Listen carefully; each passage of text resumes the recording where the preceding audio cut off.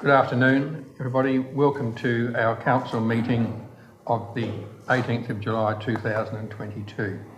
And just remind you that an audio recording of the meeting will be made for minute-taking purposes and will last the length of the open meeting.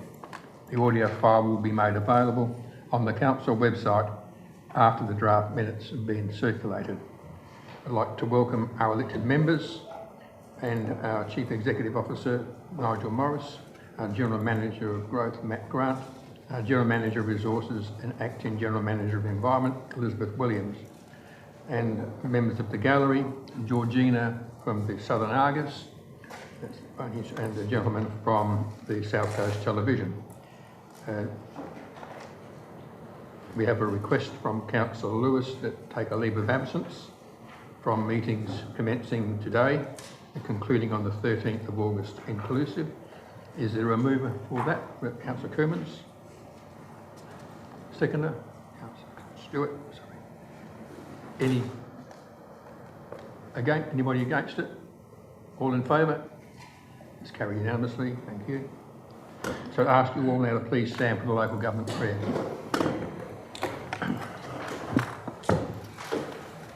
Almighty God, we humbly beseech thee to grant thy blessing upon the works of this council. Guide us in our deliberations for the advancement and the true welfare of the people of the district.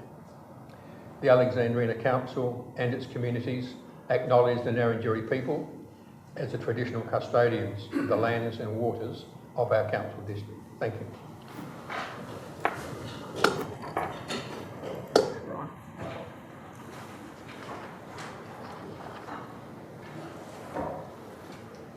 Remind elected members of your obligations under Section 74 of the Local Government Act of 1999 as it relates to conflicts of interest.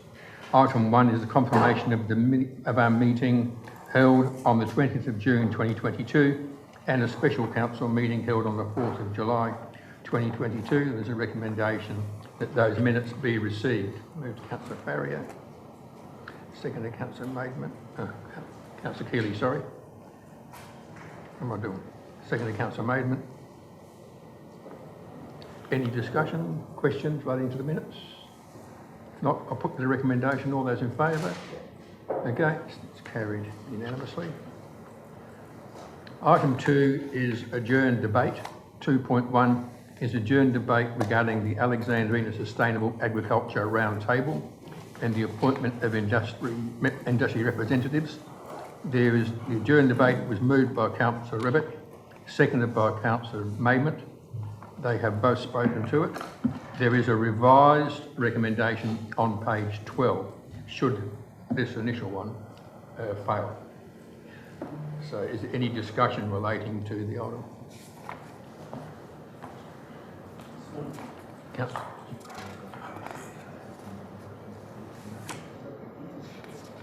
Is that right?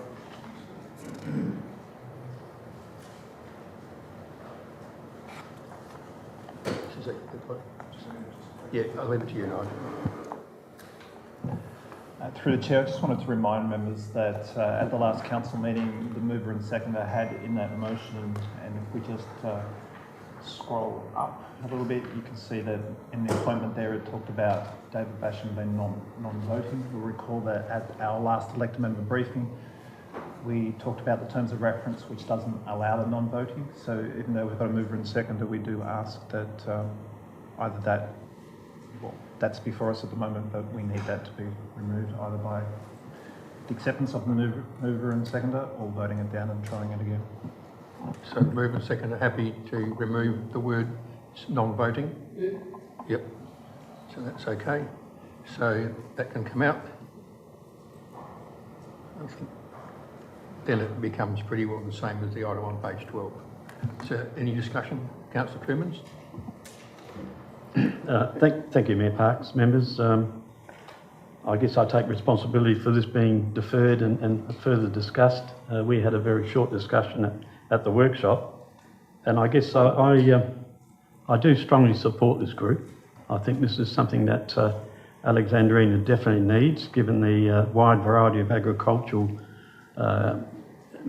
either in the ground or on the ground products, and some of the subsets, like the viticulture and what have you.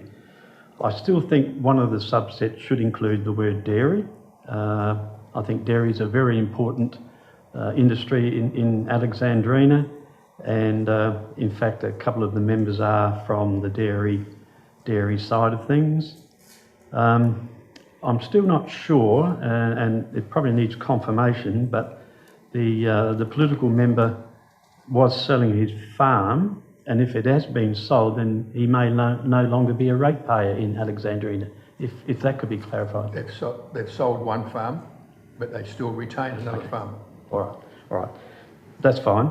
I guess the problems I have with it is that the terms of reference don't mention anything about their discussions being of a apolitical sense, and it doesn't say anything about groups being able to market or promote their businesses. So I would have liked to have seen something in there that says that it clarifies that this is an apolitical group and party politics have no place, and that includes political photo ops. I'd also like to see something about meetings are not to be used as a venue for marketing or promoting the business affairs of the members. And the third thing that I had an issue with was, if the group can't come to a consensus, then the chair makes a decision. Now the chair, with all due respect, Mary, yourself, as you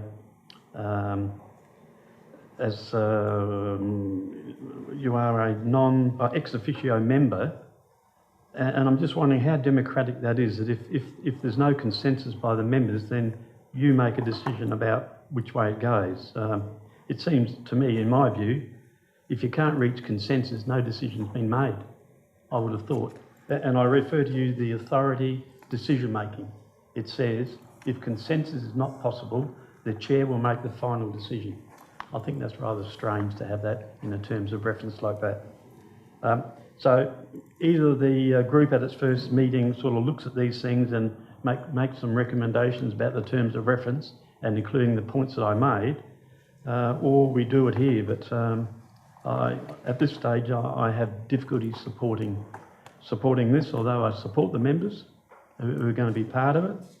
I think if it had been a well-balanced panel, then I guess I would have contacted the government and said, do you want to have a member of your government as part of this?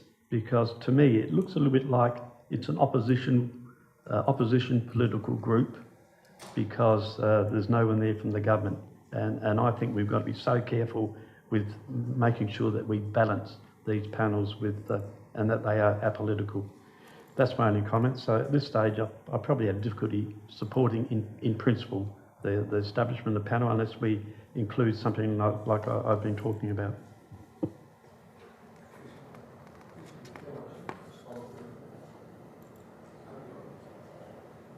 Any further discussion relating to it? Councillor Scott. Just further to that, I would think that at least the elected members there would sort of monitor the area that Councillor Kermans has raised.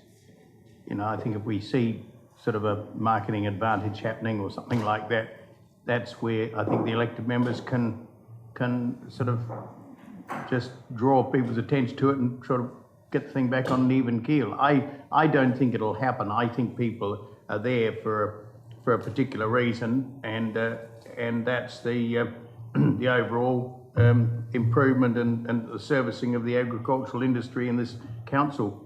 But if on some extraordinary situation someone gets a bit headstrong, then I think they could be brought into line with the people that we've got there.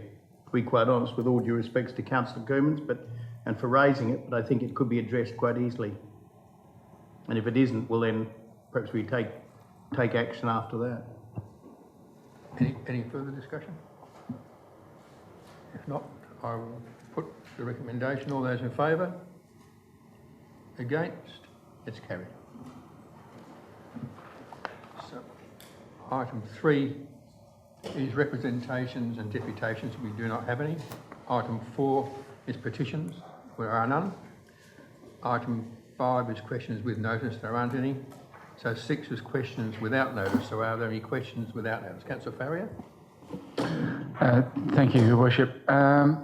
It relates to last council meeting. Do we have an update regarding the Wooden Boat Festival committee meetings due to quorum requirements, which was, I think, item 9.5 of the June meeting? Yes, through the Chair. There is, following tonight's council decision on the makeup of the committee, there's a meeting planned for next Monday of the Wooden Boat Festival Committee, and there is an intent to have a briefing with members before the August council meeting about the 2023 event.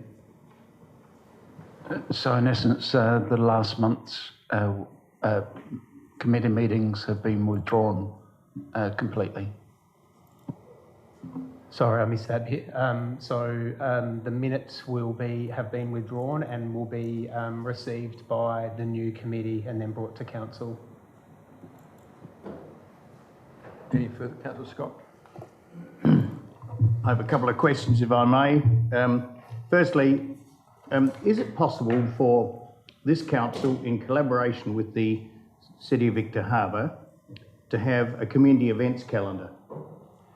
Last Saturday night, we had 2 important major fundraisers for very legitimate organisations. One was the Fluoro Foundation, the other was Riding for the Disabled, both needy organisations, and neither knew when they set out that the other was holding an important fundraiser. And I just thought council could easily play a role here, and I don't mean to labour staff with too much extra work. I think it could be simply done, that someone rings up and says, is that 28th of July clear? Yes, it is. Right, I'm holding a on that night. Fine, goes into the thing. Someone else rings up and says, I want to hold a big woolshed show on the 28th.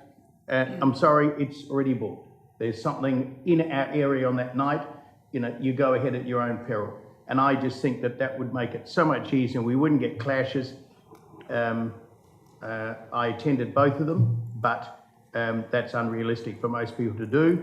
And I just think it's too hard to raise money, and it's not fair on the district or the people that are running the things for them to have clashes. And I just wonder if that is possible. So that's my first question. I've got a second one to follow. Through the Chair, I'm willing to take that on board and see if we can work on such a thing. Thank you very much. The second one is council fully aware, or the senior staff fully aware, of the extent of the proposed transport Department of Transport passing lane and associated earthworks leading into Strathalbyn? That's my first question. Are they fully aware of the extent of what's going on?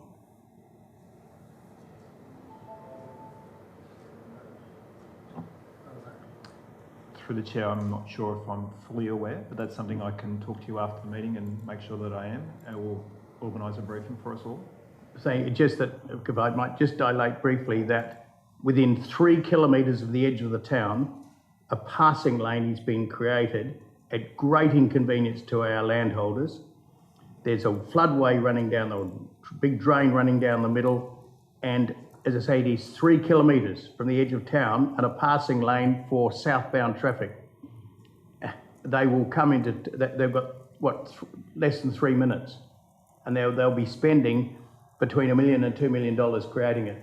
And it is absurdity in the extreme. The work they've done up further is, I think they've done extremely well. They've made those intersection statements. They've done an incredible job with those, almost overkill, but very, very good. But this is just absurdity, and there'll be no material benefit to road users whatsoever. I think, and I just want to raise that awareness to everybody. Are there any further questions? Councillor Bradford. So this has been raised by a ratepayer at the Malang foreshore between the Malang Jetty and the Malang Marine Rescue Squadron and Regatta Club. There are a number of sandbag groins which are put in place many years ago to stop sand drift and undermining of the bank. This has worked really well, creating some small sandy beaches for swimming and places to pull up small watercraft. However, since the millennium drought, the reeds have become prolific and are taking over these small bays. So can some of those reeds be removed prior to summer to open up these areas again?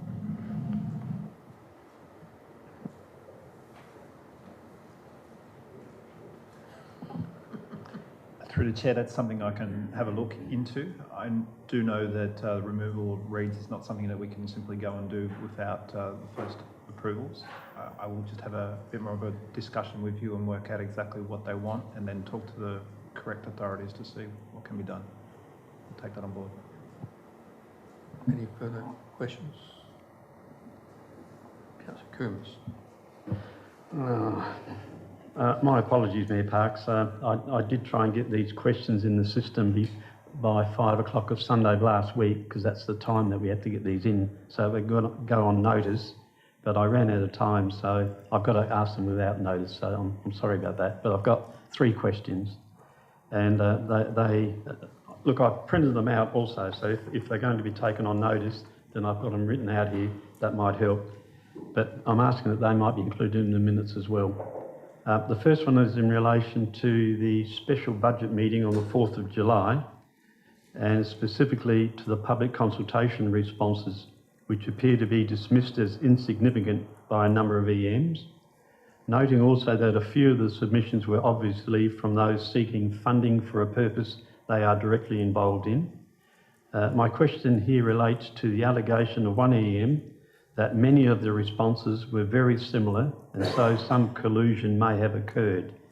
So my question is, were the expert council staff who assessed these responses generally satisfied that the vast majority of responses were genuine and represented the mindsets of the individuals who took the time to respond? That's my first question. Second one, in addition, with future consultation documents, will they avoid confusing questions like the number 1, which asks this is again in relation to the budget, what current services or proposed projects would you like council to reconsider for the draft annual business plan 2023? Now, the respondents here took the questions in both a negative and a positive sense, and I think there was some confusion there. So these things either need to go in or need to go out. So could there be some assessment of the way the questions are asked so that they're crystal clear in terms of what they're asking our ratepayers? And the third one, this is about a recent publicised list provided by realestate.com. It's a very comprehensive list. It was in the newspaper in relation to information about the median house values across the metropolitan suburbs and country towns, which included Goolwa, Middleton, Mount Compass, Port Elliot and Strathalbyn, and specifically the percentage increase in values. And given we were informed by staff that the average increase in Alexandrina was 22% over the past 12 months, in that list, Goolwa averaged 25 to 30% increase, and Strathalbyn showed an increase of 30.6. Given that all 4 councillors representing Goolwa ward and both councillors representing the Strathalbyn ward voted for an increase of 6.2% in rates, which is 1.5% above CPI, what will be the average increase in medium house values rates for these 2 wards of council compared to the overall Alexandrina average of 22% for medium house values? That's my 3 questions, and I've got them written out here.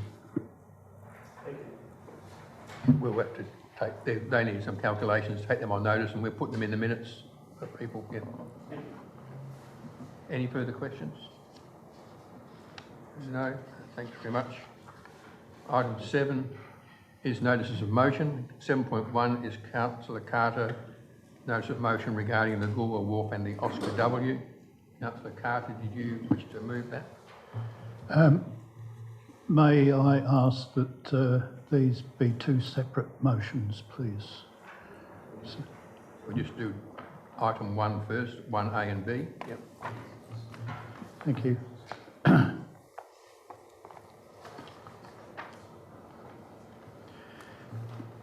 My one and only reason for putting this motion forward is to grant the volunteers of the PS Oscar W their wish for the boat to be moored alongside the wharf shed. These volunteers put in many hours maintaining and operating the boat, some of them having to obtain special qualifications in order to carry out their duties. They deserve as much respect as we can give them. And remember, today the PS Oscar W is the only paddle steamer in Australia operating out of a heritage wharf shed. This is what visitors come to see, and the question is, do we want to put that in jeopardy?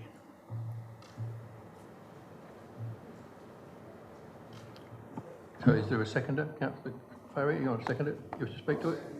Yep. Thank you, Your Worship.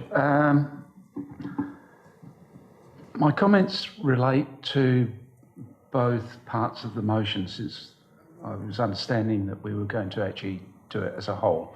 So the first thing I'd like to do is foreshadow a motion if this motion fails. That is that the item be adjourned until we have the results and feedback of the scheduled roundtable discussions with all relevant participants involved in the development of the wharf. In addressing this motion, I've considered what I believe to be as central to the issue. That is that Goolwa Wharf has and makes a major significant impact on heritage and the history of the town of Goolwa. The Murray and the wharf have been the lifeblood of Goolwa for well over 150 years. And at the epicentre of this area is the Oscar W and the wharf shed. So the question is, should we turn the wharf shed into a multiple fast food outlet and move the Oscar W to the end of the wharf? Or should we embrace our history like Sovereign Hill in Victoria, or the wharf area of Hobart and its wonderful and iconic market, Salamanca? Now, Alexandrina spend a lot of money on heritage committees, heritage reports, overlays for Malang and other areas to follow, and in protecting Indigenous culture. So why, when we have one of the most iconic and marketable areas within Alexandrina, do we throw away the opportunity to showcase our history? So let's make the Oscar W a centrepiece and a showpiece of the Goolwa Wharf area and embrace our history and culture, and let us rethink the commercialisation of the wharf area to be sympathetic with the history of the wharf, not the other way around. And councillors, remember, it is never too late to reconsider a decision, but it is too late once the project goes ahead. Any further discussion? Councillor Rabbit and Councillor Gardner.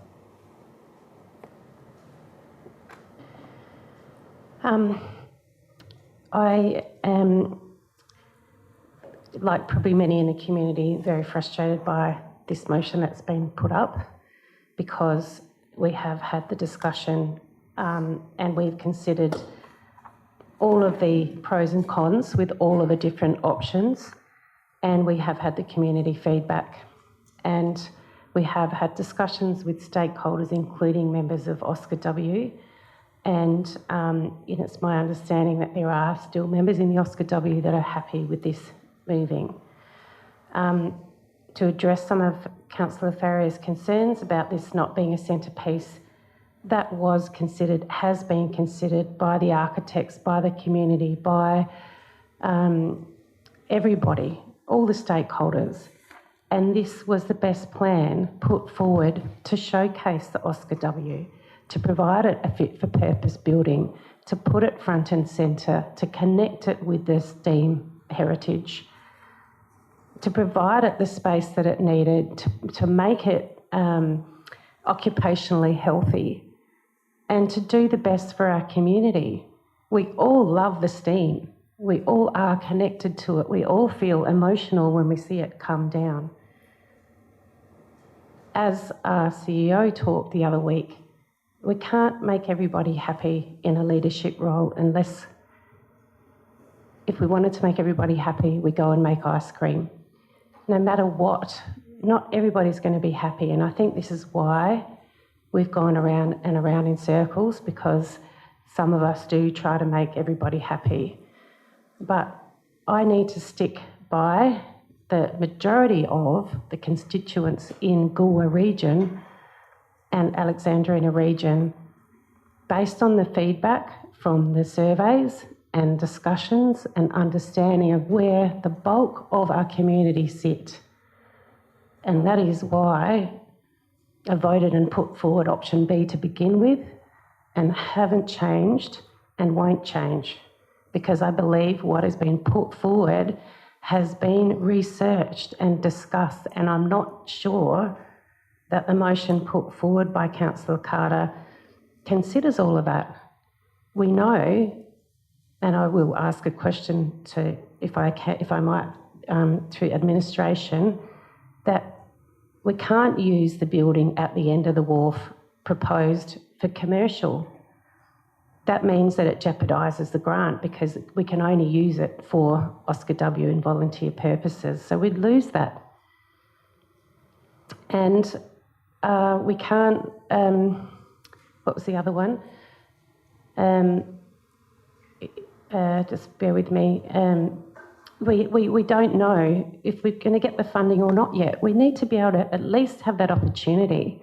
We've discussed it, how frustrating and how much distrust could it cause in community by doing something like this yet again, upturning decisions that have been deliberated on, discussed and considered, and overturning that once again and not waiting until we have an opportunity to get the funding. Imagine the amount of money that is wasted from the administration, the effort that they have put in, and talking with community about this, all for us to say, oh, well, we just want to make some of the constituents in the community happy, yet we'll make the majority unhappy by voting on this motion. So I can't vote for it. And please consider the ice cream scenario. If you do want to make everyone happy, make ice cream. If not, stick by our guns. We've already debated it. Thank you. Councillor Gardner. I find this extraordinary.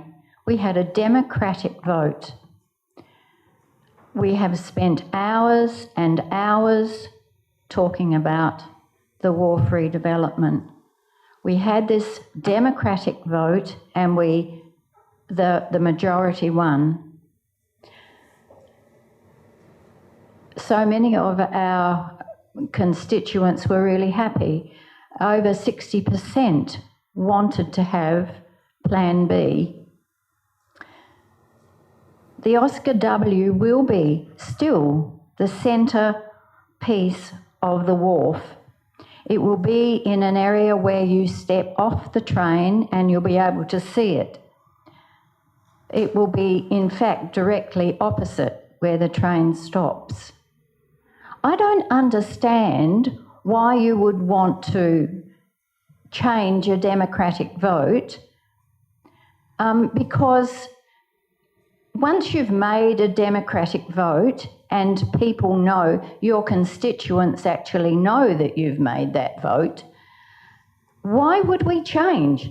The number of emails and phone calls I got when Councillor Carter put this up, previously put up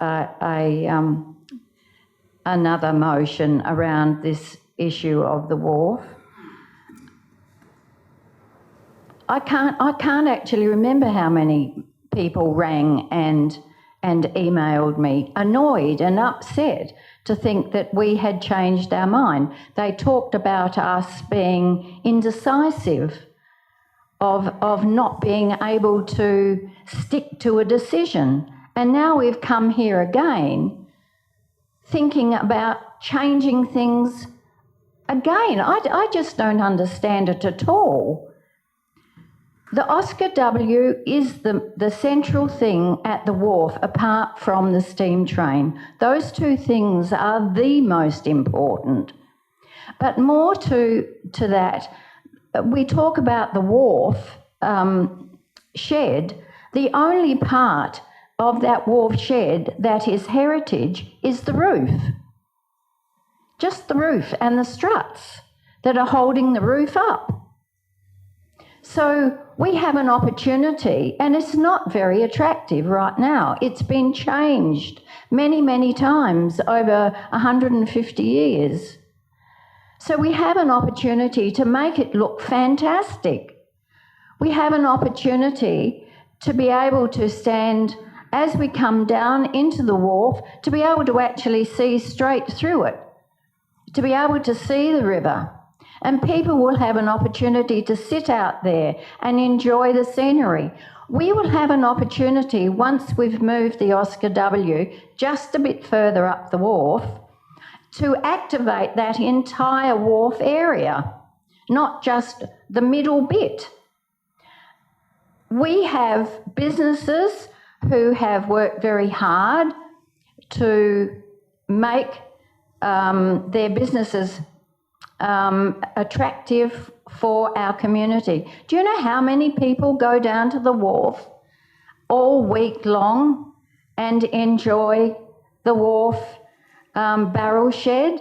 I was at the barrel shed just a week or so ago and met a young couple from Adelaide, and they specifically come down to the wharf because they love being at the Barrel Wharf. Now, I'm not saying that we should just do it for people from Adelaide, because most of the people that go to the wharf at the moment are community members. They're people who actually live in Galway, and they're looking forward to being able to see straight across the river. One of the things that we need to remember is that when that wharf was activated 150 years ago, we had many, many steamboats coming down the river delivering their goods. And that entire wharf area had boats pulled up against it. They didn't all pull up against the wharf shed. They pulled up further to the south. They pulled up further to the west. The whole of that wharf was activated with riverboats, and it must have been wonderful at that time. So the Oscar W does not have to be outside the wharf shed. The Oscar W can be anywhere on that wharf and enjoy enjoy activating that wharf in a way that it hasn't for a very long time. I'm definitely voting against this. I'm very disappointed that it's been up. I think that the motion is ill-advised, and I think if it does pass, to be perfectly honest, I think this... Councillor Gardner, sorry, you're well over 5 minutes. Oh, I beg your pardon. I thought you were finishing, so I wasn't going to interrupt you, but if you can just sum up. Okay. We're going to look very foolish if this is passed. Councillor Stewart. Thanks, Your Worship. I'd like to move a formal motion that the motion be put. Thanks. Is there a seconder for the formal motion? Councillor Rebick, you can't move, you've spoken. Somebody that hasn't spoken. Councillor Keeley.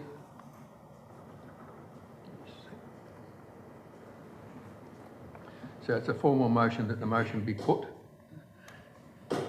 All those in favour? Against?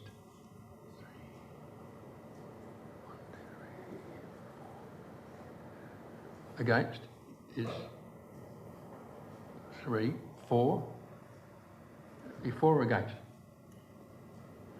Can we get, let's start again, let's get it right, because there's 10 of you and we're not getting 10 hands. So those voting, this is the formal motion that it be put. So we're doing the formal motion, not the item. So those in favour of that the motion be put. Against? So it's carried. So I now put the motion, which is the recommendation, or it's a motion, sorry, which is 1A and B. Understand what we're putting? So I'll put that to you. All those in favour? Against? It's carried. So Councillor Coomans is calling a division. I just remind elected members that a division is a new vote. Would those voting in the affirmative please stand? So Councillor Farrier, Councillor Scott, Councillor Carter, Councillor Coomans, Councillor Keeley, Councillor Maidment and Councillor Bradford. Thank you. Those voting in the negative, would you please stand? Councillor Stewart, Councillor Rebick and Councillor Gardner. Thank you. It's carried. The next is dot point 2 now to of that item. Did you wish to move that as well, Councillor Carter, or what we doing with Yes, that? please, Your Worship. You want to speak to that as well? Just briefly. In my view, that this total project will be around for many years. I don't believe there's going to be any money available for projects like this.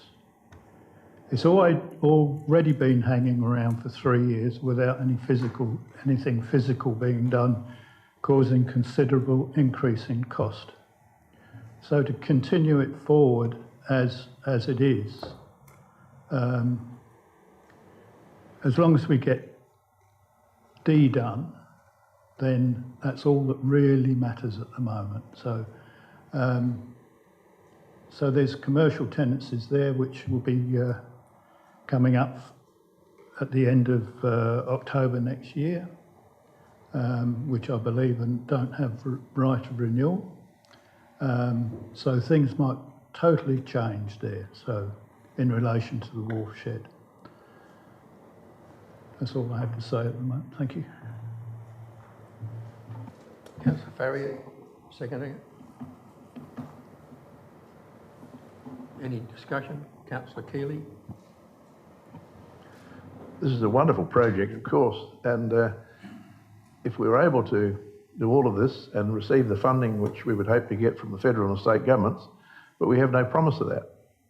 There has been change since this was originally discussed and voted on, and we've talked about 3 options, C, D and B.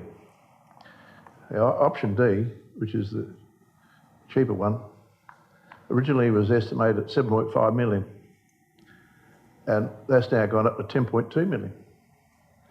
Option C, 7.5, gone up to 14.89 million.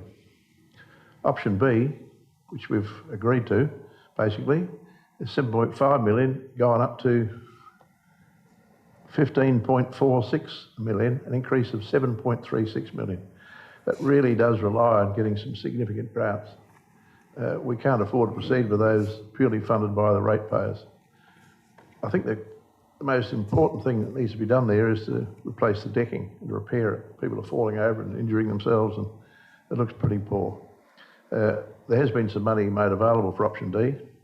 The state government have offered 1.35 and the council would have to put in some.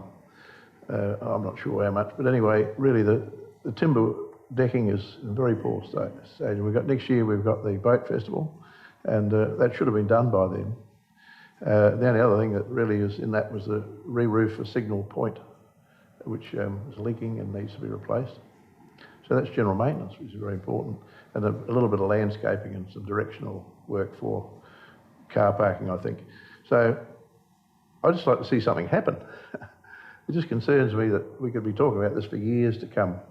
There'll be new people on council, and they wonder why we kept talking about it. We just don't have promise to be able to achieve a project of 15.46, I think it is, million. So I'd really like to see some action taken, and I'm hoping that what we've been agreeing to will have some action taken to at least repair the decking, signal point roof because it leaks, and a little bit of landscaping. And we've already got promise of money for that. We don't have promise of money for the rest of it, unless somebody knows something, and I don't know. Councillor Revick. How can we expect our community have trust in us when people just voted? The 3 of the 4 GUA councillors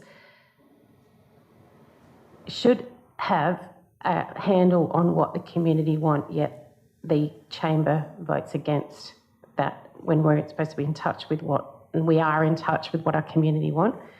Again, with this one, it's been debated. There is funding coming up. I'd like to ask a question to administration in a minute, but we can't put this to bed until we've had the opportunity to vote on it. We've already discussed it and put it forward for option B and for putting our trust in administration to chase this funding and provide what we would like for our community. We know that space can't be used for a commercial space under the grant. I'm thinking that this would jeopardise the grant altogether, and it would jeopardise what we want and the whole connectivity of that wharf to bring it alive. Please consider what our community want and need. Consider the social side to this grant and this vision. This vision is there, and the funding will come. It's just about having that vision, and I commend those that have had that vision for the community in the region, and I really applaud you to not lose sight of the vision of what this project was and what it needs to achieve for our community. The triple bottom line: economic, social, environmental, cultural, quadruple bottom line. So why are we changing? Why are we discussing this again? And I actually even question whether or not this motion can get forward, since we already deliberated and voted on option B previously. So question, if I might, through you, Chair, is that I would like to understand the viability of grants going forward for this space and for Oscar W. Yeah, through the chair. The decision was made in March to progress option B with option D as the minimum. So we had a state government election at that time, and since then we've had a federal government election. So both governments have been settling down and I guess getting their grant programs in order. We've been in active discussions with both levels of government where we think the money might be. We won't have a definitive position or understanding until the end of this year or January, but there is positive signs there. We know that the project aligns with their strategic objectives, these funding bodies, but in saying that, doing the bare minimum is already happening. We're not waiting for this. We were told to get on and do option D in March as a bare minimum. That's happening. The procurement's is underway right at the moment, and there'll be the appointment of a head contractor in the coming weeks. So there's no delay in any of the immediate works, which is the high priorities which the Chamber's told us. That's the wharf replacement and the roof on Signal Point as the 2 highest pressing issues. We're getting on and doing that, but we're looking for that external funding, and we won't know the outcomes of that until later in the year.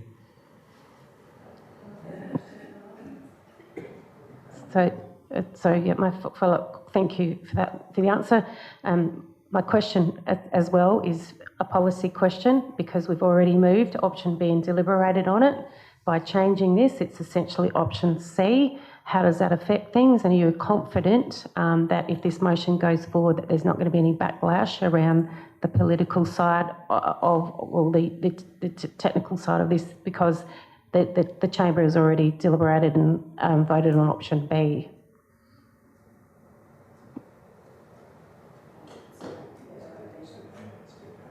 Sorry, it's a policy question, so whether or not a policy advisor has the answer, I'm not sure.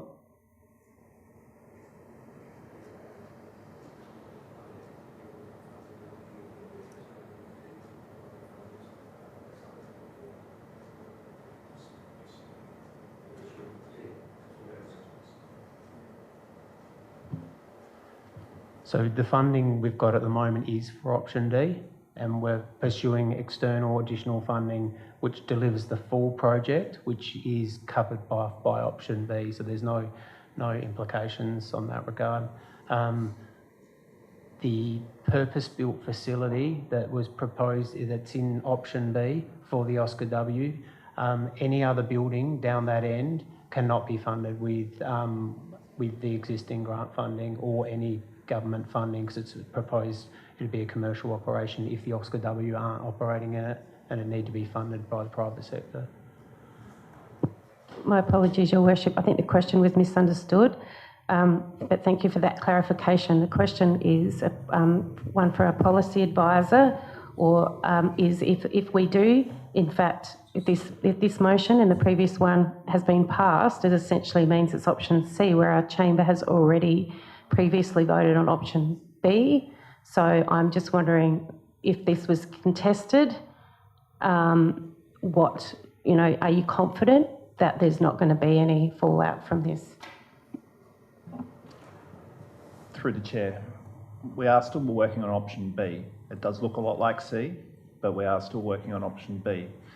The reason why this motion here needs to go through is because essentially you're putting the Oscar W into the shed. So when you have a look at option B at the moment, it has a shed 40 metres south of the wharf at the moment with Oscar W written on the roof. So now that the previous motion is keeping it in the shed, this answers the question to, well, what do we do with option B to update it? And what this is saying is that you update it by leaving a space which is available for commercial side of things. For a further clarification, I think you're also asking about future funding. So at the moment, we do have an application in with the federal government for Building Better Regions, which does have Oscar W 40 metres south. So should we get that funding, we would need to have a discussion with them. Oh, it's not in yet? So we would need to adjust it, and this will enable us to adjust it to have to say exactly what's happening with that building 40 metres south of the thing. But as far as your policy question, where these are valid motions, and we did check on that before coming this evening. Any further discussion, Councillor Coomans? Just quickly, I thought it was rather interesting that last week the Governor was here, and one of the photo ops was her standing outside of the Oscar W in front of that shed, which made a fantastic photo. The only thing missing was the conveyor belt where they load the timbers for the steam engine from the shed onto the boat, and that would have made it a perfect photo. But look, I was part of a group that met with the Oscar W volunteers some time ago, and I had the highest admiration for that group, that dedicated group, and they haven't wavered from what they wanted. They wanted to stay where they were. They wanted to stay by that shed. It needed some work because the display area needs some work. So, and they've been pushing that from the very start. I think this sort of having an opportunity for a commercial enterprise to actually build something from a commercial point of view, rather than council paying for it and such, I think I strongly support this. I think this is terrific. Thank you. Any further discussion? Councillor Scott. Various aspects to this. I think in a democratic society, and considering how controversial this whole thing has been, I see no harm in reviewing what we've done. You've got a House review in our parliaments. There's no reason why we can't review, and I think it should never be discouraged reviewing, especially the size of the project. Have we got it right? And I would never stand in the way of a review of a project. The second thing is that there's this whole wharf business comes down to two aspects. One, those that want an historic wharf that is a working wharf interfacing with a working steam railway station that is tidied up and made to look a whole lot better? Or do you want a totally sort of more commercialised, bazaar type wharf where the actual true grit of the heritage is diminished? I think, quite honestly, that Goole will get the shock of its life if it goes down there one day and finds a shed that is big enough for the Oscar people to work in, or the equivalent thereof. Now it's staying up there, I know. I don't think anyone gave much thought to it. I did pick up last time, and you would have heard me mention, that the picture that was shown on the screen was actually, I believed, not to scale. And it looked a whole lot smaller than the shed would probably be that was going to be built there. The thought of having a shed in that open area where on the Wooden Boat Festival people congregate, we've got 15 or 20,000 people there hovering around, we're going to have a great big buffoon of a shed there.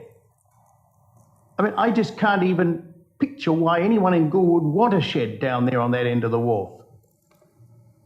We've got enough other things on the wharf with the buildings that are there that are commercial enterprises without cluttering the whole thing up with buildings, and it would be a big shed. So he's having a small shed, they won't fit into it. They'll all bubble outside and you'll have bits lying around the outside. It's got to be big enough. It would have had to be big enough for them. So why would we want to have a shed down there in the first place and clutter up there at that end of the wharf when it's a lovely open area? Talk about seeing the river. You'd stand on that end of the wharf, you could see right down to the barrage. No, you'll come in the train, you'll see a shed. Oh, the river's round there. Yes. So I'm afraid I never have been in favour of it.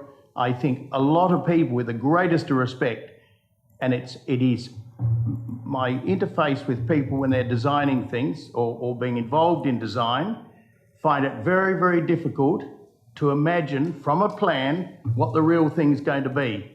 I've seen it so many times when I've been on planning committees and that sort of thing. It's very hard to picture, and then suddenly it's up there. Oh boy, I didn't realise it was going to be that or this or something else. So I am never been in favour of a shed down there on the wharf, and I never will. Any further discussion? Councillor Carter, you can close a bit. Yeah, discussion. I disagree to a certain extent with the fact that a lot of people here would be disappointed with this if it goes through, because after the shock of the rates and the shock of knowing what we have as far as loans concerned, it would be gratifying, I think, for them to think, well, at least by doing this, we're cutting back on spending more money, because whatever goes at the south end of the jetty, I don't know how much extra that would cost. But by doing it this way round, if anything goes down there, and that's then at the cost of any commercial tenancy, that's saving us money. So from that point of view, I think I commend this to you. Thank you. So that closes the discussion. I'll put this dot point 2 of the motion. All those in favour?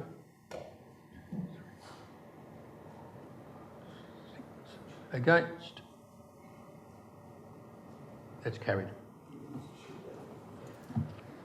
Go to item 8, which is reports for the administration. 8.1, the Heritage Advisory Committee minutes of the 7th of July 2022.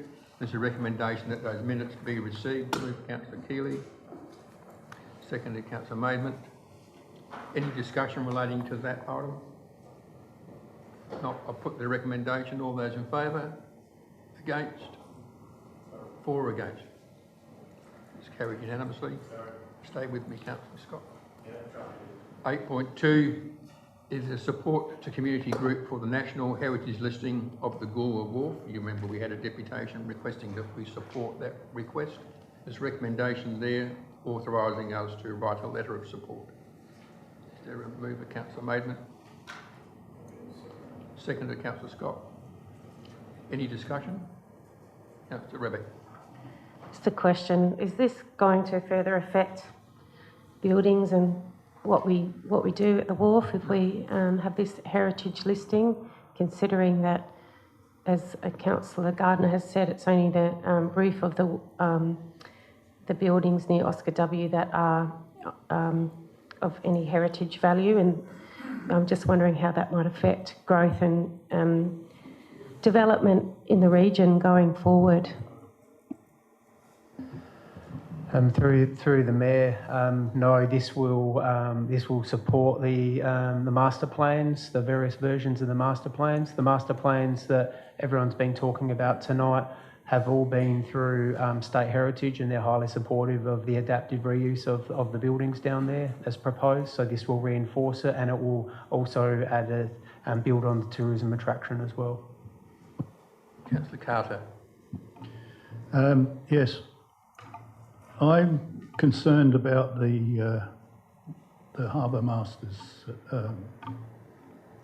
place, because if that becomes heritage listed, sorry? I think it is already. It's certainly state heritage, yeah. All right, yeah, part of it is, it's the end bits, I think, which are not heritage listed, isn't it? So, but if it goes further, that's possibly going to put off anything that we do with that in the future. If we're looking at the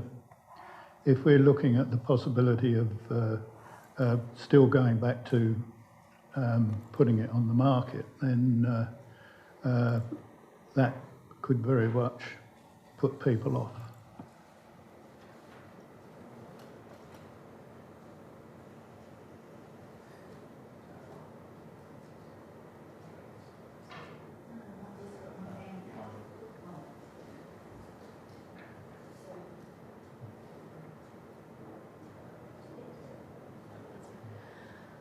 So with respect to the listing of the Harbour Masters residence, it's currently located within the State Heritage Area, and if any portion of that parcel of land was also to be included in the National Heritage listing that's before you, it wouldn't have any further impact on the development of that site from a development perspective. It's already in the State Heritage Area, and anything that was proposed would be considered from a state heritage perspective, and then it's the decision of the relevant authority. In this case would likely be council or a delegate of council to determine whether or not the impacts of that development would warrant a referral to the Commonwealth, who are the governing body for the National Heritage listing. Councillor Scott, do you ever speak to it, or did you put your hand? Are you right? Councillor Maidment. Question of staff and Sarah while you're there. We did discuss this at the Heritage Advisory Committee. Could you just explain the mechanism whereby this application will take place, how long it will take, and the fact that it's is just an oversight over the state heritage listing? So the National Heritage listing obviously would sit over the top of any state or local heritage listing, and the governing body for any National Heritage listing or the governing legislation is the EPBC Act, whereas anything under the State Heritage or Local Heritage listing is governed by the Planning, Development and Infrastructure Act and the Heritage Places Act in South Australia. So those things are influenced by assessing officers of considered by assessing officers of council during any development application that's lodged there, and likewise the State Heritage Department would consider any of those applications, and it's then up to the person the relevant authority to determine whether or not it is elevated to that next level to the Commonwealth for any referral process. In terms of the length of time for the listing, they can be initiated by any one person, and it just depends how many applications there are on the list. State heritage listings are taking about 2 years at the moment to be processed, so I'm not sure what the National Heritage listing timeframe is like. Thanks, Sarah. Any further questions or discussion? So I'll put the recommendation. All those in favour? Against? It's carried unanimously.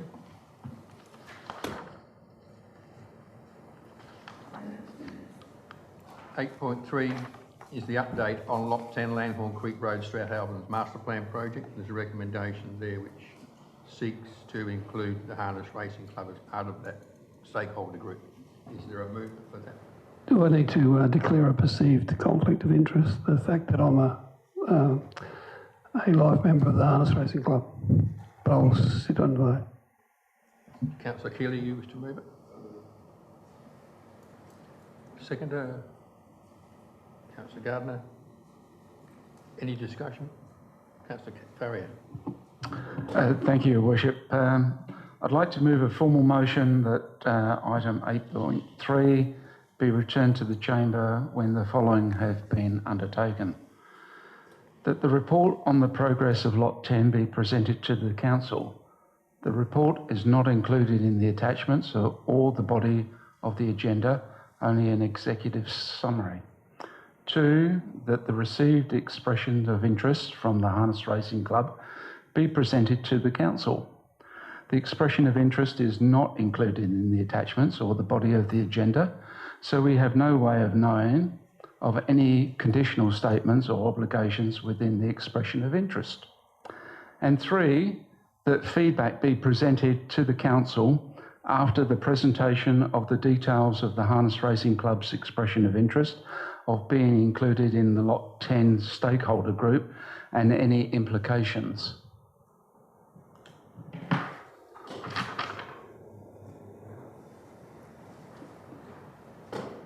It's a formal motion to adjourn on all that. Is there a seconder for the formal motion?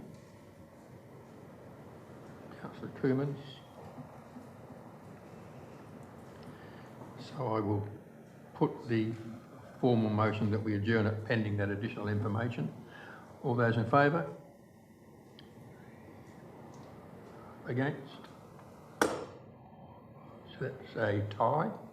So I will support the formal motion so that we are fully informed when we make the decision. So it is carried.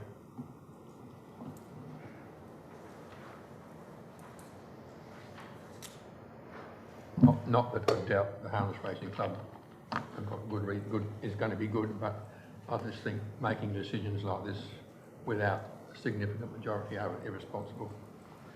8.4 is the Harbour Masters residents' next steps, and there's a recommendation there with 2 dot points and a number of scenarios. Is there a mover for that? Move, Councillor Stewart. Is there a seconder? Councillor Maidment. Is there any discussion? Councillor Coomans? Yeah, look, reading through the report, it also mentions joint ventures, and I'm not sure whether the scenarios 1, 2 and 3 actually include that, and if they don't, then I think scenario 4 should be potential joint ventures should be included. So if that's the case, I'd ask the mover and seconder to incorporate that in with the recommendation or with the motion. If not, I'll foreshadow another motion.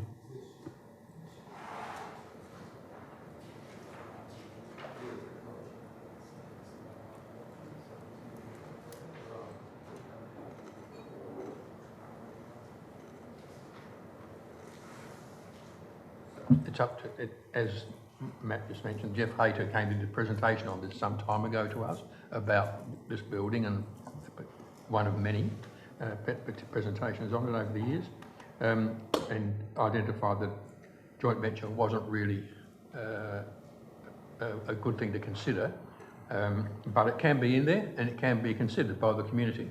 The problem with the joint venture is it needs money from council, and which we don't really have, and we don't wish to get any further into debt. But let's wait and see it's all about asking the community what they would like to see happen to this facility, this building, an asset, and what the best thing to do with it, because it's a beautiful building, we want to look after it. Can I just make another point then? Look, I agree with all of that, but it's not clarified in any of those scenarios that that's a possibility, that it could be a joint venture. So could I ask for the mover and seconder to include that as points, as scenario Councillor Stewart and Councillor Maidment, happy with that? Yep. So that's fine. Is there any further discussion? Councillor Rabbit. I'm wondering if I can add a further scenario, which is development with, obviously we've got to retain the heritage, but development in line with heritage, because I think that needs to be on there. And the discussions that I've had with the community around that have been mostly suggestions around development, maintaining the heritage. I know we've had a few presentations on what could be, but those presentations haven't gone to community.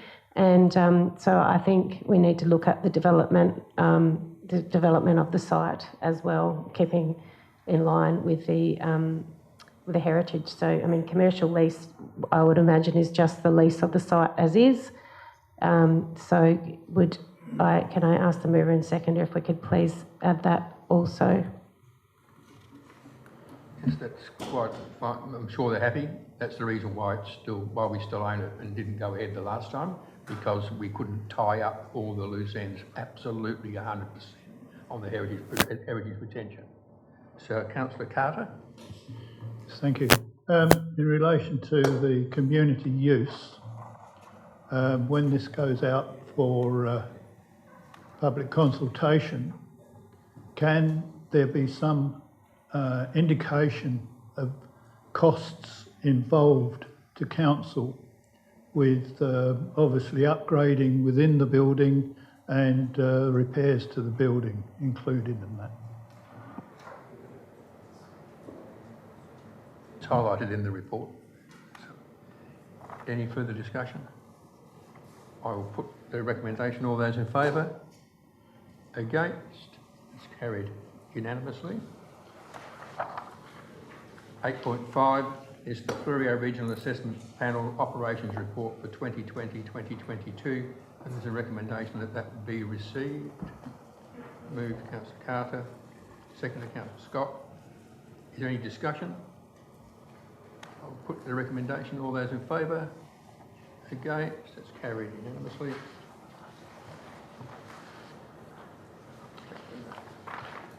Pages on that one. 8.6 is appointment of members to the Fleurieu Regional Assessment Panel, and there is a recommendation there with 2 dot points. Councillor Maidment. Yep. Can I do?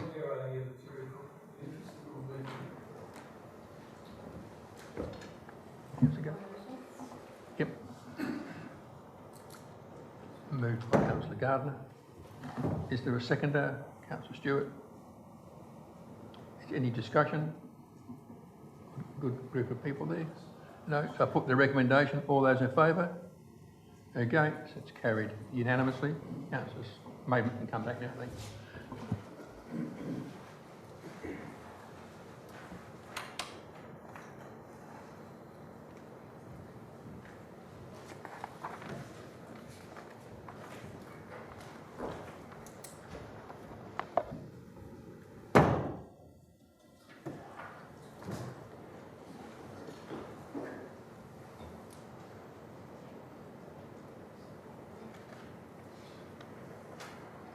Item 8.7 is the Goolwa Aquatic Building, Level 1, the regular and casual community use. So I'm sure you're aware of this as known as the Fleurieu Function Centre or the Goolwa Aquatic Club. It's the upstairs portion of that building which is currently empty. Is there a recommendation? Is there a mover for that? Councillor Stewart. Is there a seconder? Councillor Gardner. Is there any discussion? Councillor Stewart. Thanks, Your Worship. Just a question around the, I wouldn't call it excessive, but the distinctive branding of the whole of the building as the aquatic club, when the aquatic club, and I fully support the aquatic club, is downstairs in what I believe is retains the character that they once had, and that all that's history. But I wonder if the strong branding of the building is a little bit off-putting to some prospective takers, and where we stand on that score. Yeah, through the Mayor, the works includes painting, repainting. Question will come down to what paint colour gets used, because I think that blue is really tied to the brand of the Aquatic Club.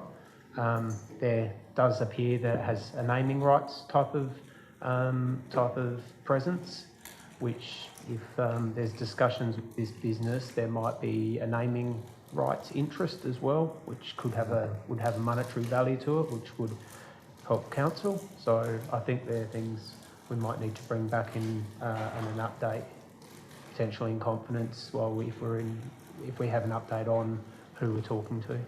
Yeah, the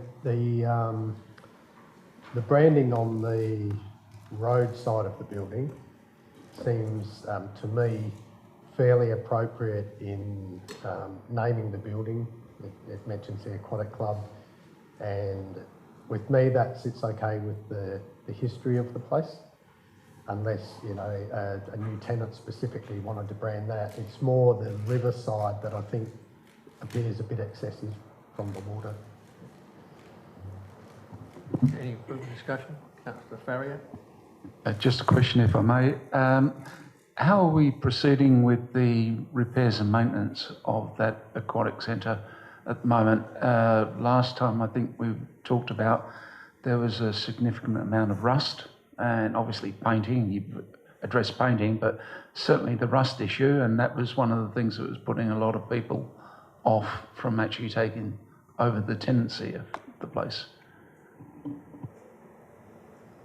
Yes, through the Mayor, I understand there's quotes being sought, or we've already got quotes on getting the rust cut out as well as part of the painting. So it's all part of the refurbishment package of works, which was included in this current year's budget asset work. So the cutting of the rust is a high priority. Councillor Scott? I was unaware, but I was led to believe that when the previous tenant left, that there was, the place was stripped and equipment auctioned off. Is that right? And if it were correct, why didn't we buy it at a chuck-in auction rate? But I've also heard that it wasn't very well laid out. So the stripping of it, does that then provide us with the opportunity of reconfiguring the kitchen area to make it more acceptable to tenants? So there are a couple of questions in there, please. Yeah, through the Mayor, it's a blank canvas now for commercial or community use. The fixed infrastructure, 2 cool rooms, fridges are all still in place. The stainless steel fittings for commercial use of a kitchen is still there. What was taken out was, I guess, the hospitality industry sort of standards, what you'd come and go with and you'd purchase yourself. So that's what they auctioned off, I understand. Yeah. So well, it won't cost too much to get it back up to scratch? Right, thank you. Any further discussion? I'll put the recommendation. All those in favour? Against? It's carried unanimously. 8.8 is the Gore Oval Recreation Precinct Stage 1 and Stage 2 Budget and Master Plan Update. There's a recommendation there with 2 top points. Is somebody to move any of that? Move Councillor Carter. Seconder, Councillor Rebick. Is there any discussion? If not, I will put the recommendation. All those in favour?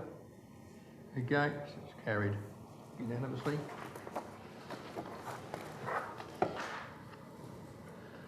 8.9 is the Clayton Bay Lighting Dark Skies project.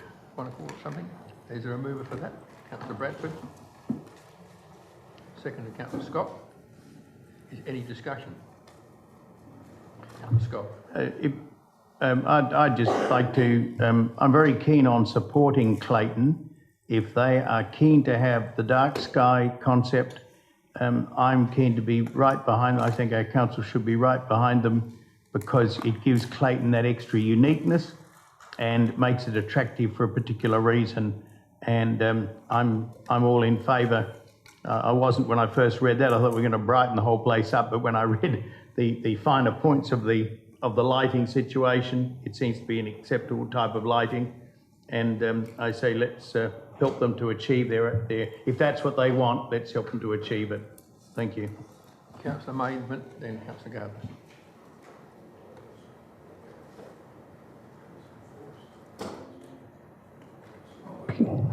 Yes, that's it. Is it what they want? Half the population down there don't want it, and the other half do. So I think we're putting the cart before the horse if we activate those 58 lights before going to community consultation on whether or not they are going to proceed with this dark skies policy. So I personally can see the merit in all of what's been presented by the administration, but having talked to some of the residents at Clayton, whom I know personally, it's not a excuse me, it's a 50-50 vote on this. So I don't know whether we go to them first, and then although we have got the cost estimates in already, and I know it's in the budget to do it, but it's just a thought. Yep, so through the chair, just to clarify, there is a requirement that we turn those lights on. They are of a type that will be sympathetic to dark skies if Clayton wish to pursue that. I know that. They don't know that though. Councillor Gardner. I think this is a wonderful idea, and I would certainly support the dark sky at Clayton. But my concern is that this community needs to take responsibility for it. They need to be able to set up the committee and lead the project rather than council leading it. I think we need to be there to support them as much as we can, but I do think that they need to take responsibility. If they really truly want this, they have to do the work.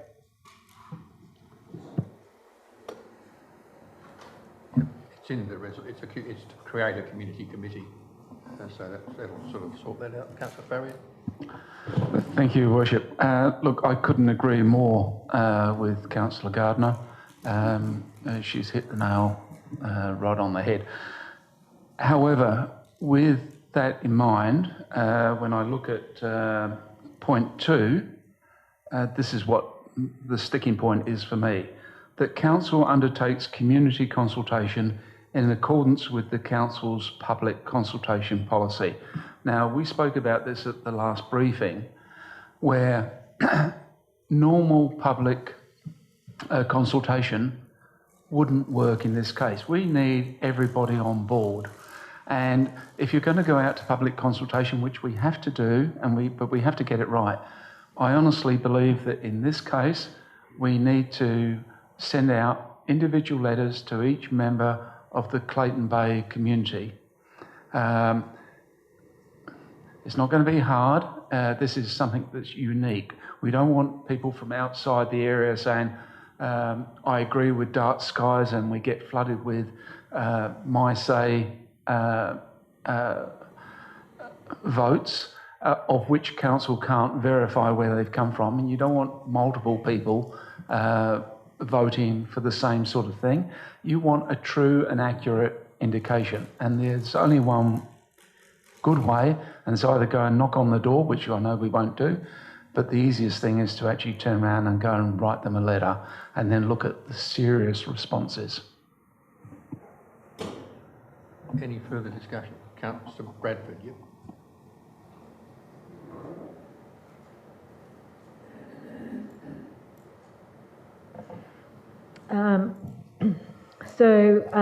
We had council organised community consultation in partnership with the Community Association some time ago now, and 100 people turned up to that event, and that was followed up with a community survey about who wanted the dark sky and who didn't.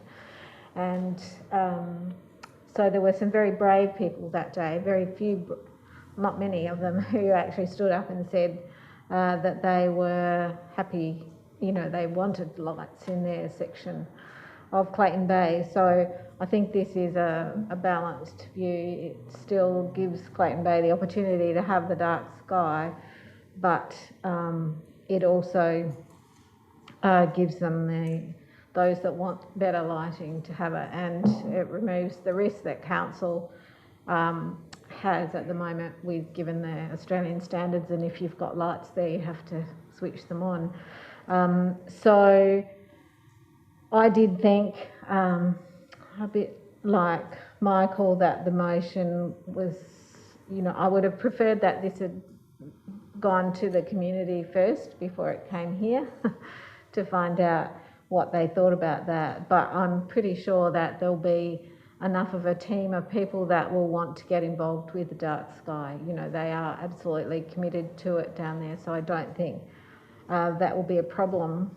And perhaps I'll throw a suggestion in here. When Malang did the community consultation for the wetlands walking trail, the consultation, the Malanga District Community Association was actually employed to do the community engagement for that project, and I think that same process would work really well with Clayton Bay as well. I agree. Councillor Keeley. Well, I think we're putting the cart before the horse. Clause 1 says that we're going to go and buy 58 Sylvania Street LEDs, cost estimate of 50,000. So if that was approved, we're going to go and buy them. No doubt about it. We're not going to consult anybody. We're just going to go and buy them. And yet then clause 2 says that we're going to take community consultation, not on whether we buy them or not, but whether or not they'd like to create a community committee to facilitate the application process. So we're going to, if this is approved, 1, 2 and 3, we're going to go and buy them. Then we're going to form a committee to facilitate the application process and manage a dark sky community. Well, only those who are interested in that are going to want to join that. And yet I've heard what Councillor Maidment said, and even some of what Councillor Bradford said, that not everybody wants it. And we haven't appeared to have a survey to say whether they do want it. I can't support this as it is because we're not asking if they want it. We're telling them we're going to buy them, and then we're going to ask if they'd like to form a committee to talk about the application. I don't know what that means, where to put the light or, you know, whether it's what's going to happen to it.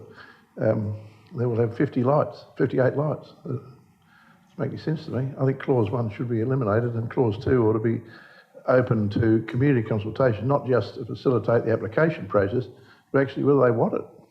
And we're not doing that here. We're going to buy the cart and then go look for a horse.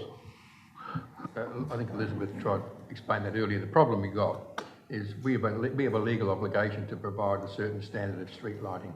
So during the process, if somebody fell over and hurt themselves, it was identified that the street was dark, they couldn't see where they were going, they could sue the council for not complying with the legislation. So we have to comply with the legislation, then consult the community, and then apply to have the legislation amended to allow us to have the dark sky. It's a process they've got to go through, but if you don't comply with the legislation in the first place, you're in more trouble than goodness knows what. Councillor Kermans first. Yeah. Well, I was hearing the debate. I'm thinking of moving a formal motion to defer this, subject to 2 and 3. I just wonder whether that's the best way forward. I understand about the risk involved, but maybe a formal motion is the way to go about it. I'll seek advice. I'll just get Jonathan to answer that because he really understands the risk that is involved. It's substantial. Thanks.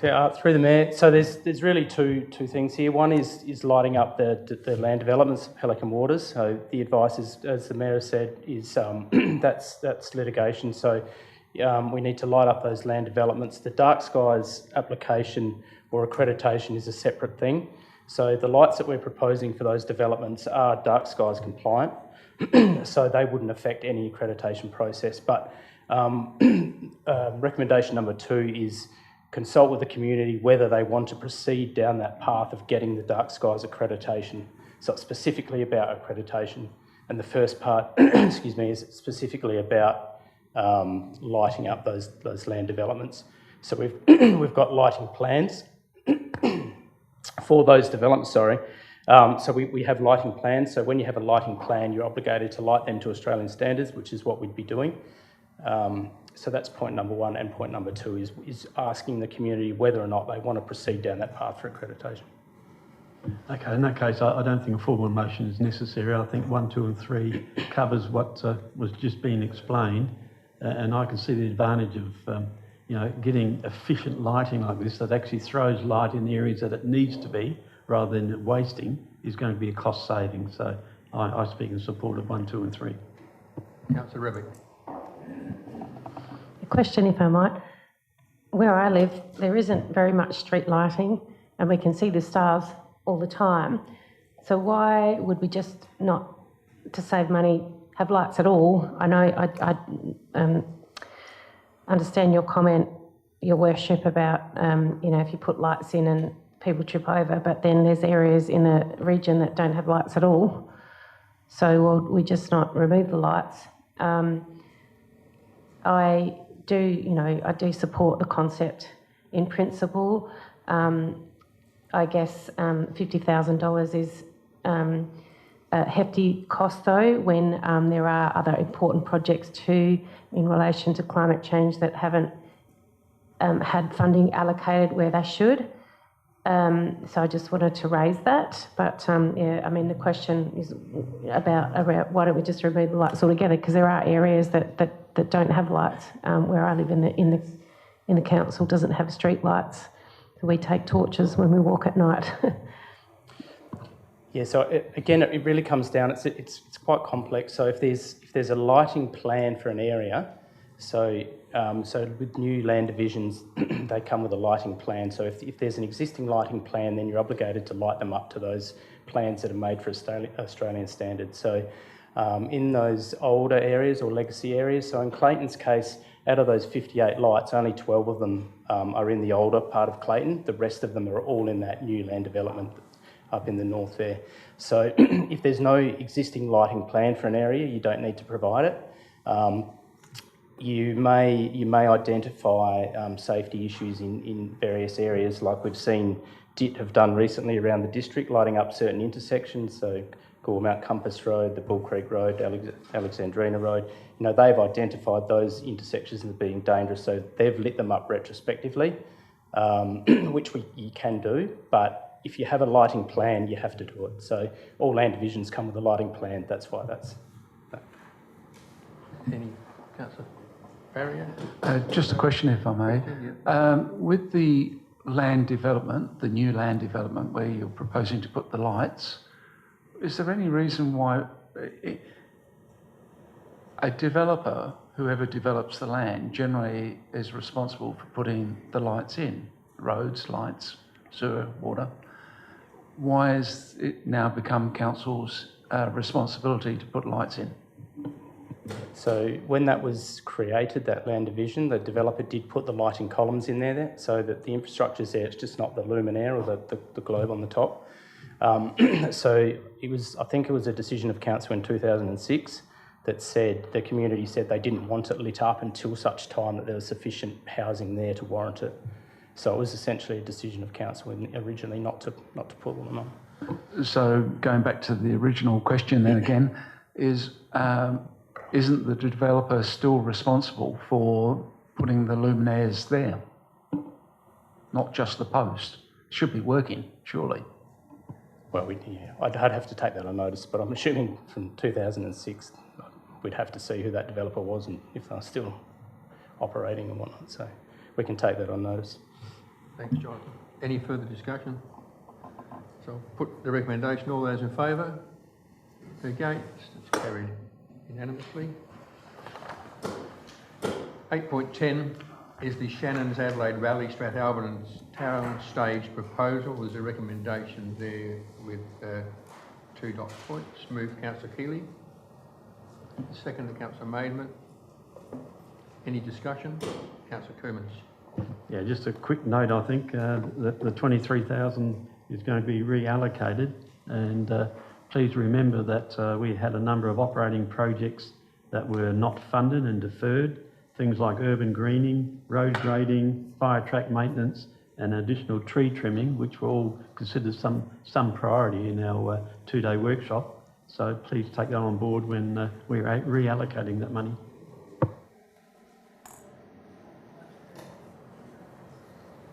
That's fine. Elizabeth will pick up in her budget review, and as we go through, it'll come to the council, the chamber to be decided on. Any further discussion? Put the recommendation. All those in favour? Against? That's carried unanimously. 8.11 is the lease and licence policy from April to June 2022. It's a quarterly report. There's a recommendation that the report be received. Councillor Carter. Councillor Rebick seconding it. Any discussion? Put the recommendation. All those in favour? Against? That's carried unanimously. 8.12 is the Strathalbyn Model Aircraft Club Incorporated, a new lease request at their portion of Lot 10 Langhorne Creek Road, Strathalbyn, and there's a recommendation that be approved. Moved Councillor Scott. Seconder, Councillor Keeley. Any discussion? Councillor Maidment, yep. Just a question. They asked for 5 by 5 and we're only being shown that the recommendation is 5 years. Could you explain that away, given the fact that they've been there for about 30 years, I think? So through the Chair, the 5-year recommendation allows opportunity to reconsider in line with what might happen at Lot 10 Langhorne Creek. Any further discussion or questions? Put the recommendation. All those in favour? Against? It's carried unanimously.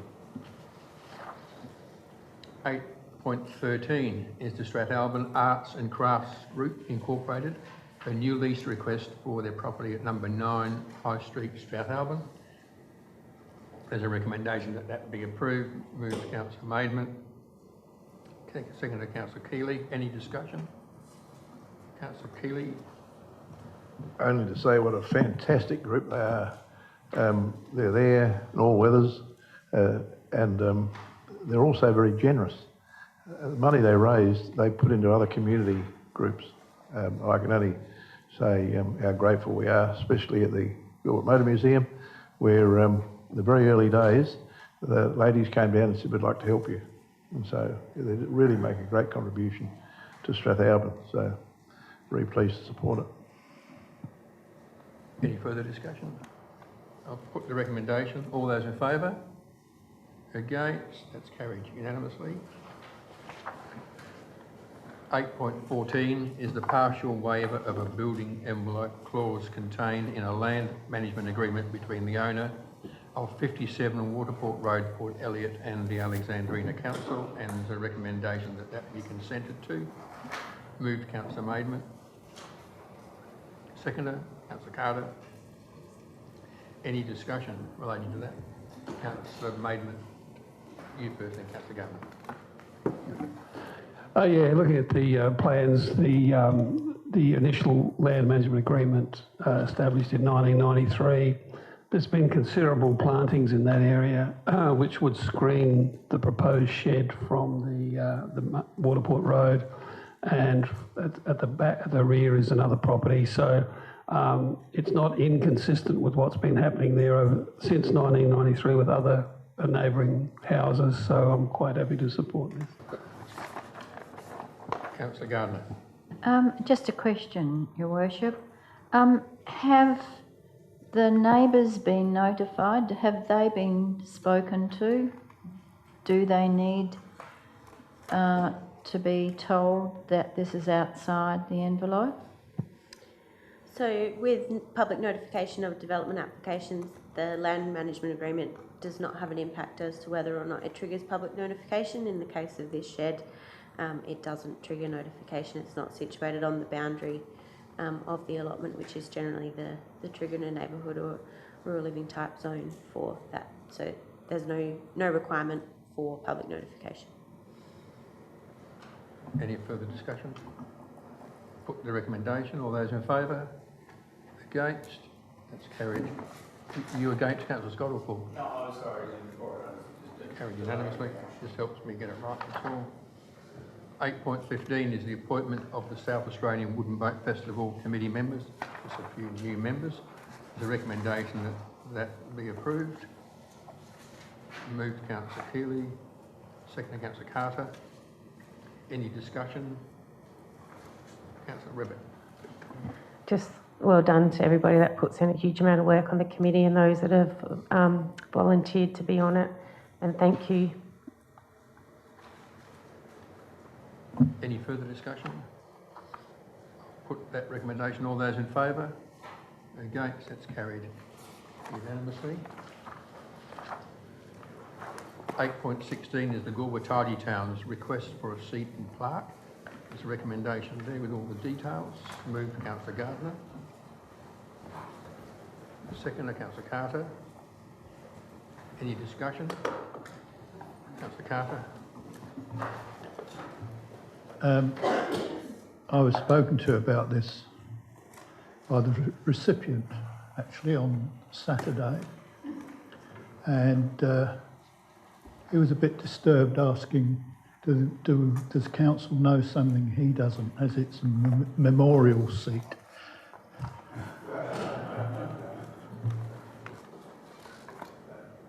Just doesn't want anybody to ever forget, that's all.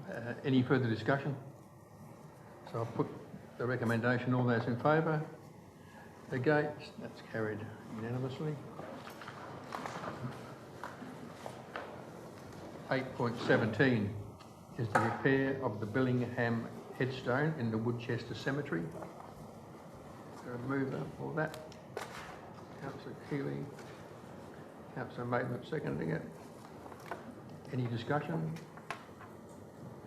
I'll put the recommendation. All those in favour? Against? That's carried unanimously. Project.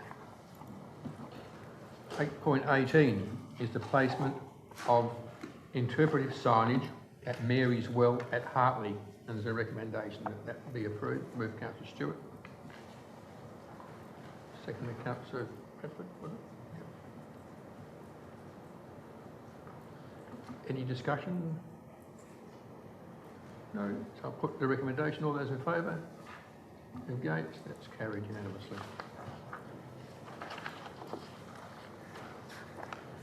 8.19 is a proposed road name for the Strathalbyn area, and there's a recommendation that the name be approved. Moved Councillor Maidment. Seconded Councillor Gardner. Any discussion? Councillor Maidment. Yeah, this has come through the Heritage Advisory Committee. We did have a win this is the only name that would be associated with the word Aurora, which is their development. All the other names were taken off the list, the pre-approved list, which is very, very good. I think we need to be mindful going forward if people such as Higginbothams or other developers come up with something that doesn't sit well with the history of or the historical nature of Strath. We get in really early and put our case forward, but yeah, happy to support this. Any further discussion? Put the recommendation. All those in favour? Against? That's carried unanimously. 8.20 is the Fleurieu Regional Waste Authority Frower asbestos issue. It's an update, or a response from them on that, what's going on there. Move Councillor Stewart. Seconder, Councillor Gardner. Any discussion? Councillor Farrier. Just a question, if I may. With this asbestos issue, my understanding was that properties that have been affected will actually have a note on their title to the effect that there is an asbestos or there has been asbestos contamination. How does that affect their property values, and has that been reflected, one, in their rates, and two, does council have a liability or future liability in terms of reduction or lost property values?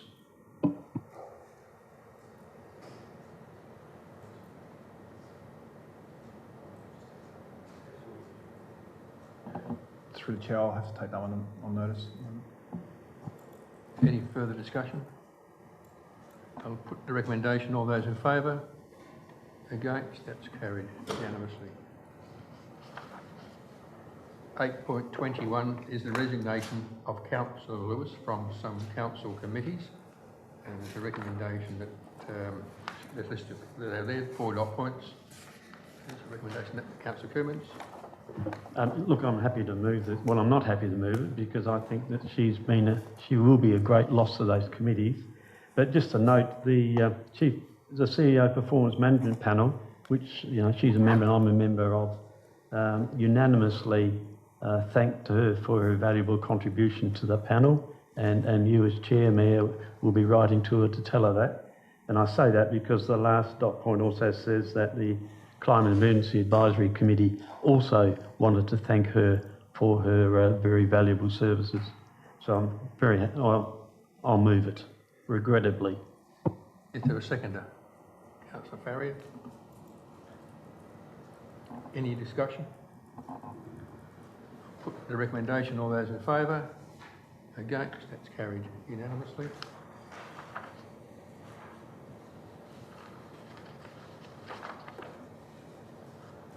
.22 is the confidential order review. There's just a number of confidential orders there. There's a mover for that. Councillor Bradford. Moving it. Councillor Gardner seconding it. Any discussion? It's purely the retention of existing confidential items. I'll put the recommendation. All those in favour? Against? That's carried unanimously. 8.23 is a section 41, Chief Executive Officer Performance Management Panel minutes of meetings held on the 7th of March 2022 and the 11th of July 2022, and there's a recommendation there before you with 3 dot points. Move Councillor Cummins. Can I just say a few words? Yep. Thank you. Councillor Keeley. And I mentioned before about the committee thanking Councillor Lewis for her service, but the last meeting on the 11th, we did make a recommended change the terms of reference in relation to the membership of the committee, and it was a move to remove one elected member, and the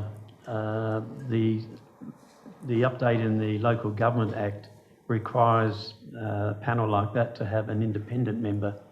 So indeed, we're not losing a member of the panel, we're losing an elected member, but gaining an independent, which means we'll still have a panel of 5, which means our operations in terms of votings and what have you is not going to cause any issues, because yourself, Mayor, as Chair, also have a vote on that. So that's all okay. And that was it. Thank you. So Councillor Keeley seconded it. Is any further discussion? I'll put the recommendation. All those in favour? Against? That's carried unanimously. 8.24 is the Chief Executive Officer's report, and there's a recommendation that report be received. Moved Councillor Carter. Seconder Councillor Maidment. Any discussion or any questions of Nigel regarding his report? Councillor Scott.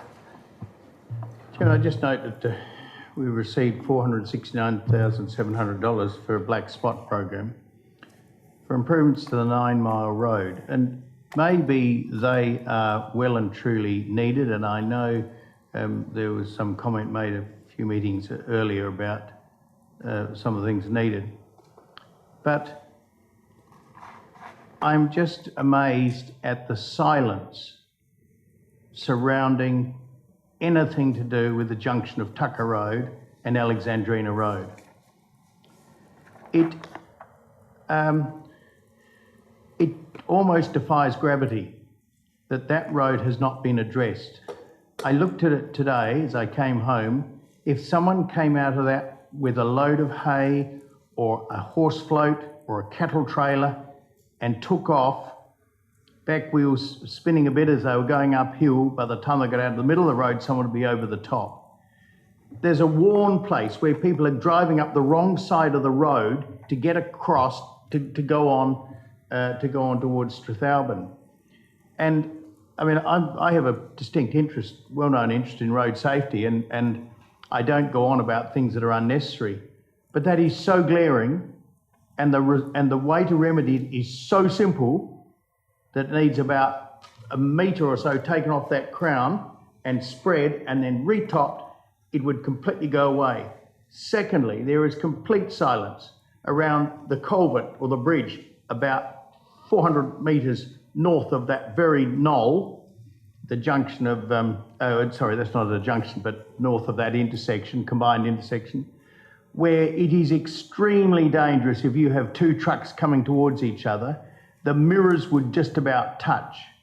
The bridge up until recently was not level, so as you went over it, your vehicle moved, rocked like that, instability, and no one will do anything about it. And it is an important road, it is a B-double route, and we seem to not be getting anywhere in getting the thing fixed. And I just think, seeing that it's been raised, and it is glaringly obvious how authorities can allow people to drive up the wrong side of the road for their own safety so that they can get across the road, how they can condone that sort of thing in 2022 is beyond me. And I really think that we should be addressing that. Yes, the locals will probably go the other way, but there'll be some unsuspecting person, perhaps looking to buy a block of land down there, will come out and woof, they'll get caught, and then there'll be, everybody will say, isn't that terrible?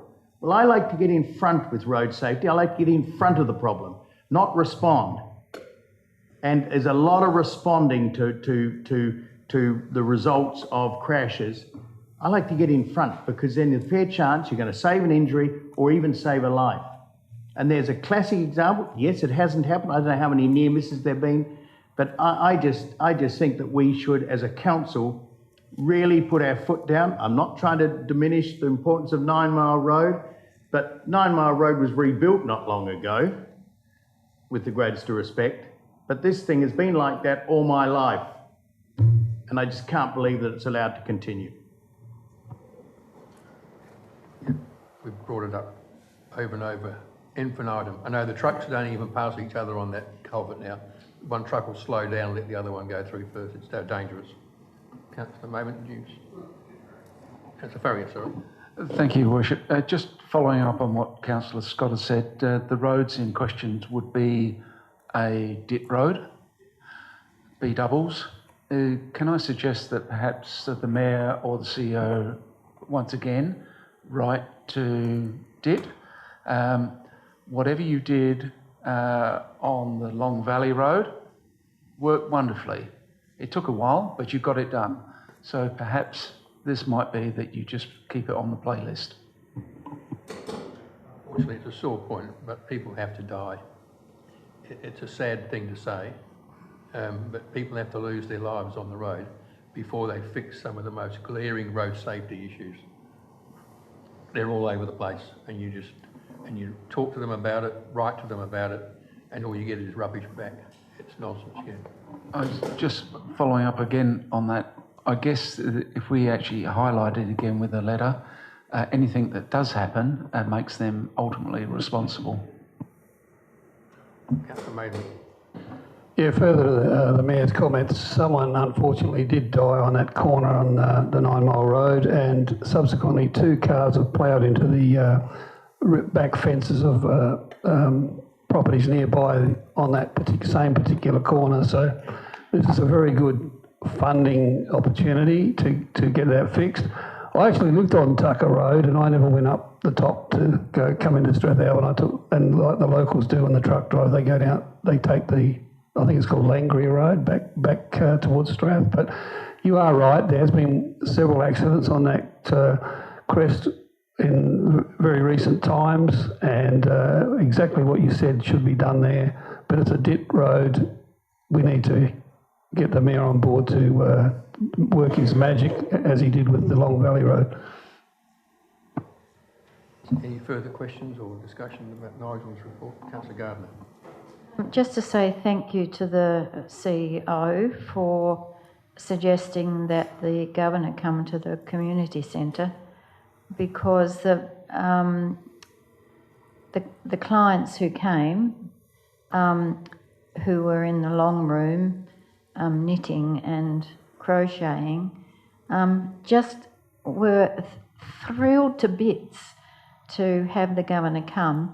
And I mean, she was just lovely enough to walk around and talk with everybody. So big thank you for that. I don't know how we managed to get that, Guernsey. Just was wonderful. She had a bit of a list of things she wanted to do and see. So, Councillor Keeley. Just a couple of things, Your Worship. I certainly agree with Councillor Gardner. In Strathalbyn, we met at the library and then over at the Gilbert Motor Museum, and she showed a lot of interest there, as did Mr. Blundell, her husband. And she asked a lot of questions about Strathalbyn. She's obviously very interested.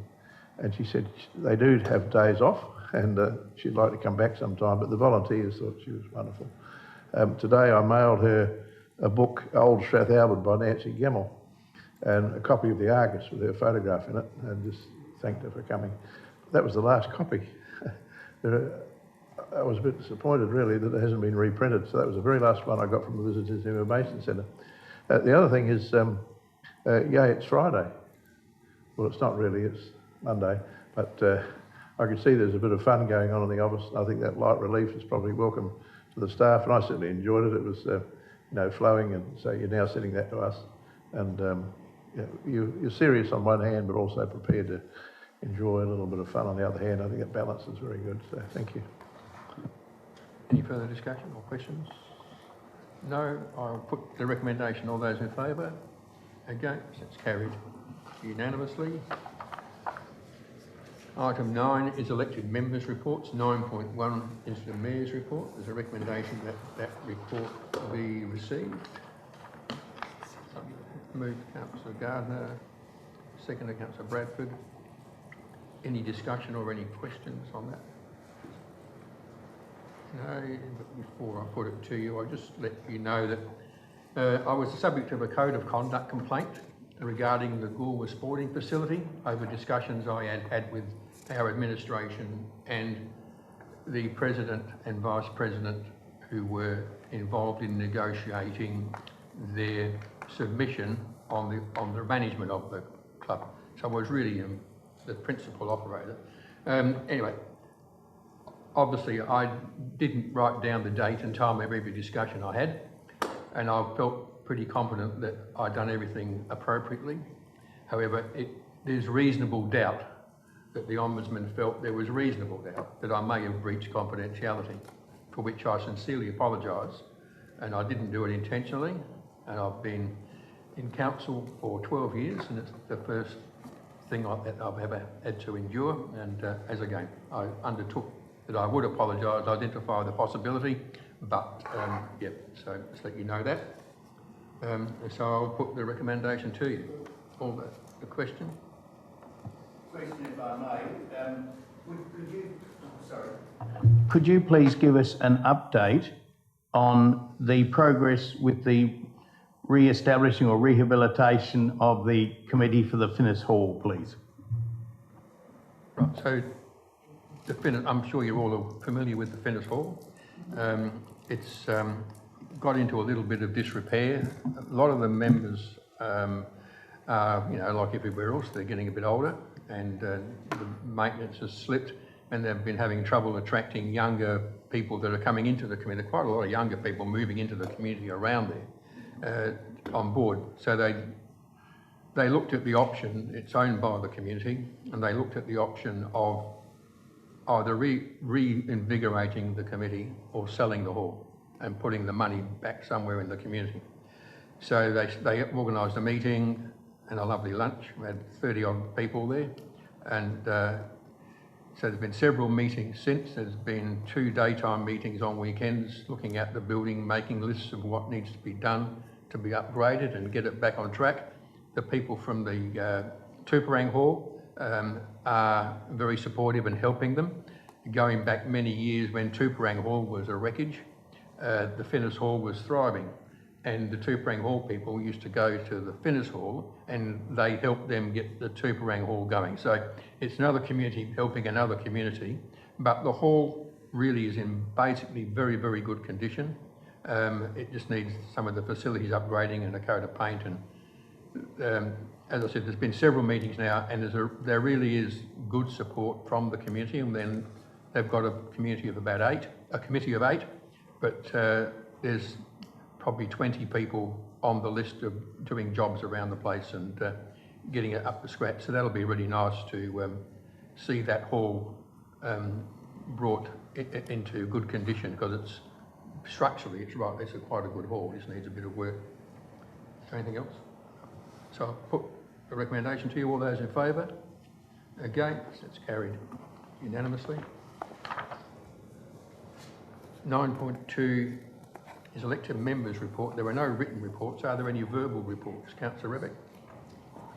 Yes, Murray Bridge Council put in a bid to host the National Murray-Darling Association Conference in 2023, and that was put to the board meeting today, and was so Region 6, of which I'm the chair of, and so the National Conference has been awarded to Region 6 and it's been hosted at the Murray Bridge Council, but there will be extensive tours and the like through the Goolwa region and Lower Lakes, and there was a great presentation put forward by Murray Bridge Council, and I'll be presenting that to the National Conference in September in Albury.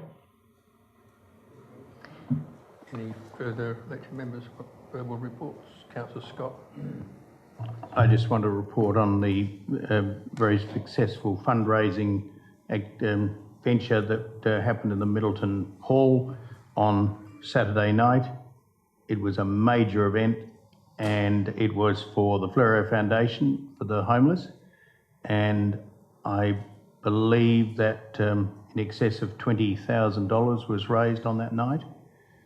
I also attended a fundraiser for the Riding for the Disabled as well.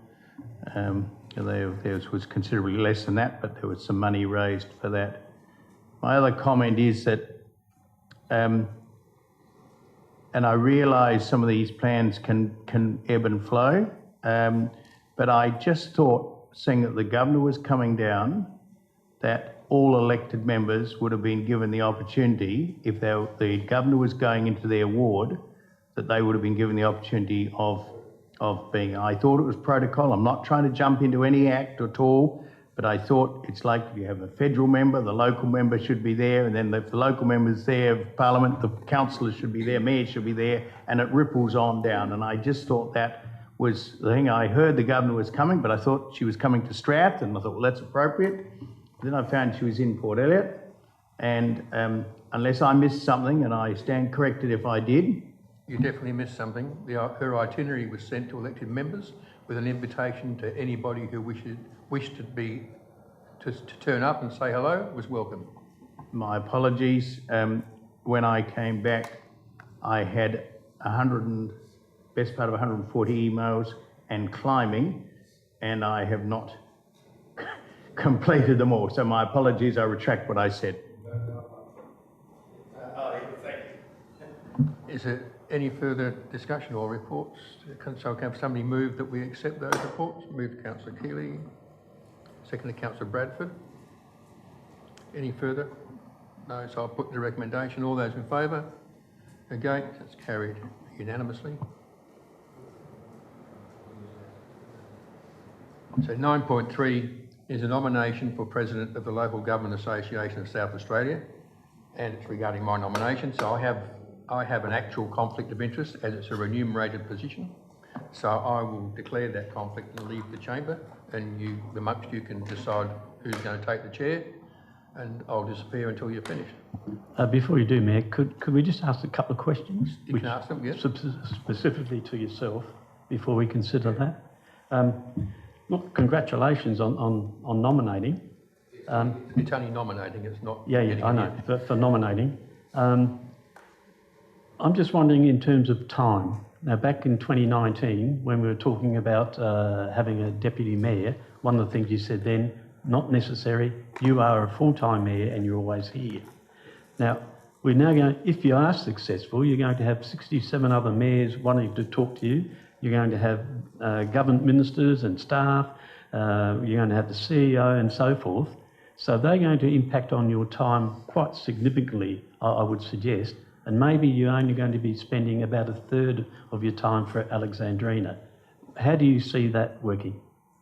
So just, I don't want to get into any, I don't want to get on the wrong side of the fence, so to speak, with the conflict, but obviously the position occurs in October at the AGM. It's unfortunate that there's nothing the LGA can do about this. It's always the regional president for 2 years that is at that meeting, and you run the chance, of course, of that person being nominated and they're not getting re-elected, which causes another election in the new year. So that said, I make no secret about the fact that I wish to nominate again, and so my intention are two. One is that I would certainly wish the council to appoint a deputy mayor in that final term, so that hopefully we've got somebody on council who could take over and continue. But that's entirely up to them as an individual at the time. As far as the time constraints of the president, I've been in close contact with several of the presidents over the years and know what they've got to do. There's quite a few committees that I'm on that do take a lot of time, like the local roads committee, the audit and risk committee of the LGA is a day at a time. SAROC, there are a whole number of committees that within the LGA that I currently sit on that I wouldn't be on. The president doesn't get involved in them, and also there's quite a few committees that I'm involved in around the place that in Alexandrina that while I would still have an interest in sort of support, I wouldn't take up any office in those positions, sort of I could step back a bit. And I've always tried when there's things that come up that I can't attend to at the moment, to get the ward councillor to fill in for me. It doesn't happen that often, but I do try to do as much as I can. But that's my explanation, and if I am fortunate enough to be successful, I'll be making sure that it doesn't impact on my responsibilities here, and also any expenses that are incurred in my activities with that, the LGA reimburse this council for. Just one more question there. Yeah, in relation to your council-funded vehicle, my understanding is that there is no compensation from the LGA, that you'll actually be using the council vehicle to travel to and from whatever destination you need to go. No, we put a mileage claim in. We put a mileage, anything I do in my council car for the LGA, there'll be a mileage claim put in back to the LGA. And Kim did the same thing when he was president. Look, I did have a look at the terms of engagement or whatever, and it does say in there that the council-funded vehicle and its movements is the responsibility of the council, not the LGA. I think Elizabeth can reassure you, because whenever I incur expenses now, I'm working with the board, we get reimbursed for it. It might be in there, but you can still claim it. There's no problem. Never had a problem with that.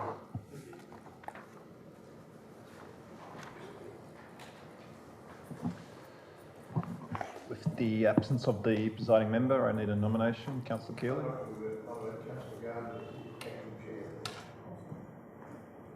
Is there any other nominations for anyone? Thank you. I'd like to nominate Councillor Coomans as acting chair.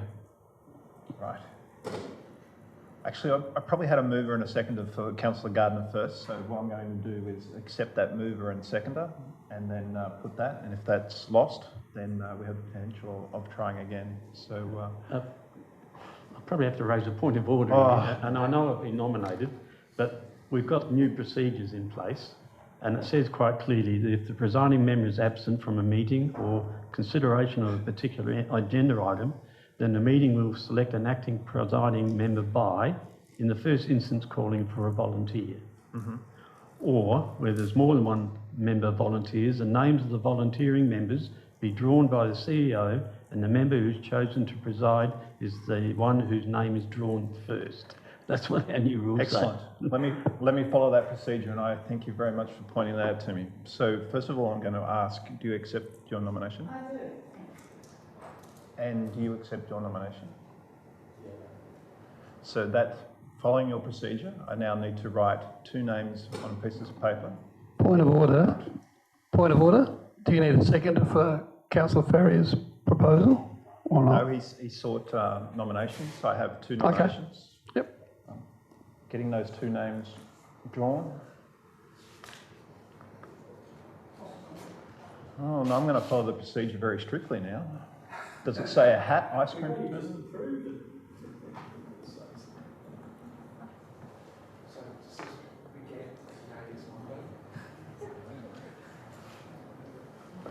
Put them in the bag.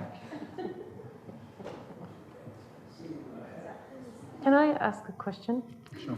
With this vote, in any case, is this going to be by a secret ballot? Because I think I just think that people should have the opportunity to vote the way that they want to without it being publicly aired on, What I've been informed is in the new procedures that we have, it says that we put two names. These were adopted. Sorry, I mean when we do end up voting for the mayor to be on the LGA, can that be can that be by secret ballot in any case? Can we just say yes or no on a piece of paper rather than it being public? You're asking the next procedure to nominate. It would be just like any other vote that you put forward, as in any other motion that you're voting in the public arena, that you need to vote either for or against. This is just to nominate him to the position, as in 5 minutes' time. Is that what you're asking? No, that will need to be done in open. Councillor Carter. Sorry, I didn't understand. I didn't hear you what you said then. At the end, it would need to be done how? Can I, clarify? Once the chair takes the position, they will then be calling for a mover and a seconder to move that that Mayor Parks be nominated for the position, and then that will be put to the vote, and that's in the public forum.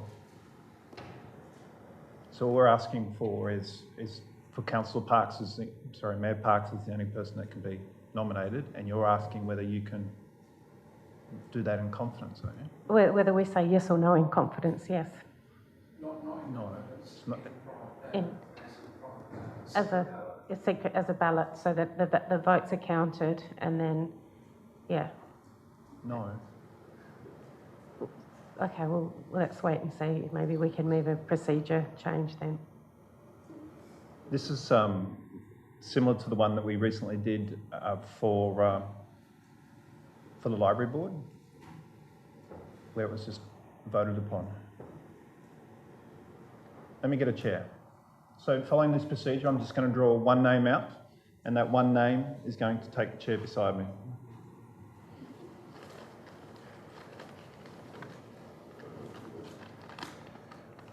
Councillor Coomans, you're very lucky you took me through this procedure, because you now have to come and take a seat beside me and chair this meeting. No.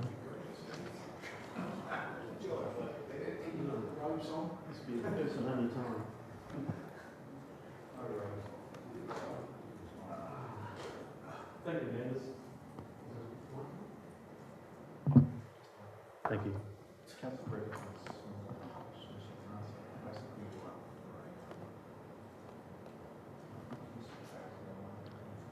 Sorry, Councillor. Yes, I was wondering if we might be able to, it doesn't say how we have to vote, whether we can, is it a vote by a show of hands or vote by writing a yes or no on paper. I'm wondering if we can use the process of voting yes or no on paper and that those votes then be counted. Look, if you look at the agenda, under 9.3, what we're asking for, well, what we've just done, we've just appointed a temporary chair, okay, and that's been me.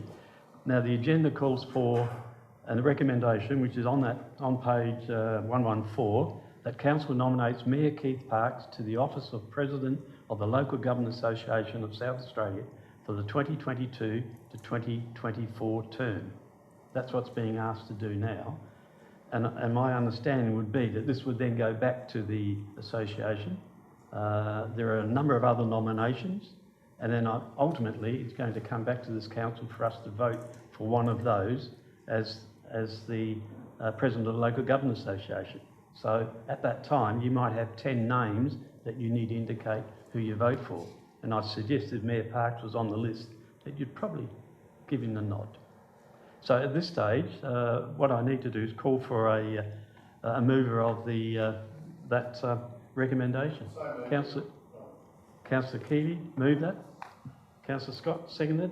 Did you want to speak to it? I thought Councillor Keeley may wish to go first. I think suffice to say that the observation that I've made now, having served nearly 2 terms with Mayor Keith Parkes, and I observed him beforehand, in particular on several occasions, his diligence and obvious willingness to be involved in whatever he was doing, and that impressed me. And then when I've worked with him in council,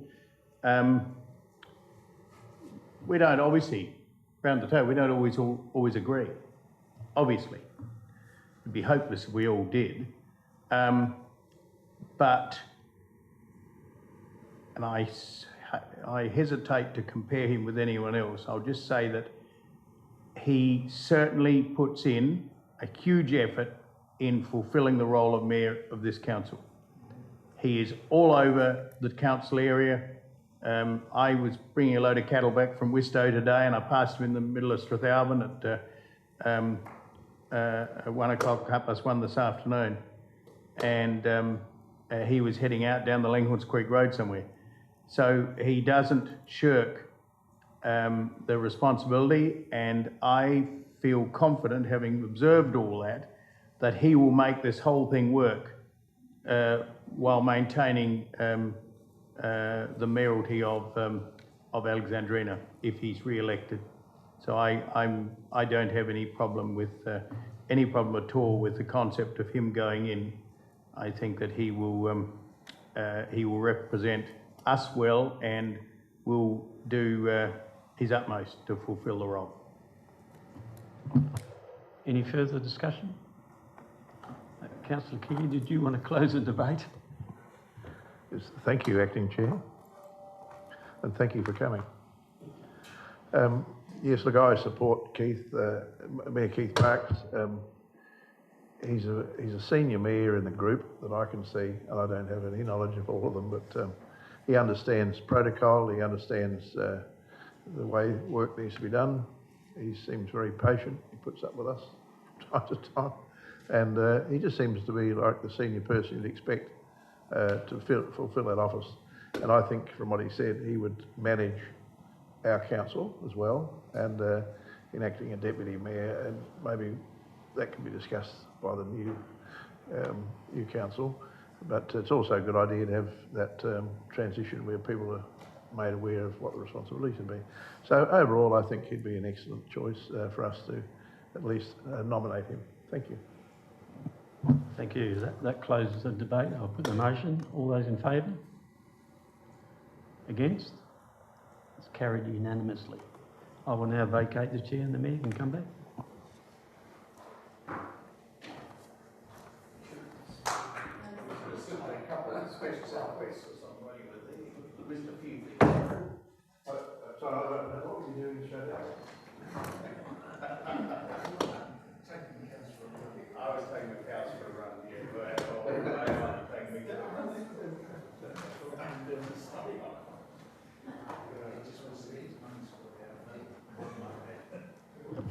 I can advise you, Mayor Parks, that the motion was carried unanimously.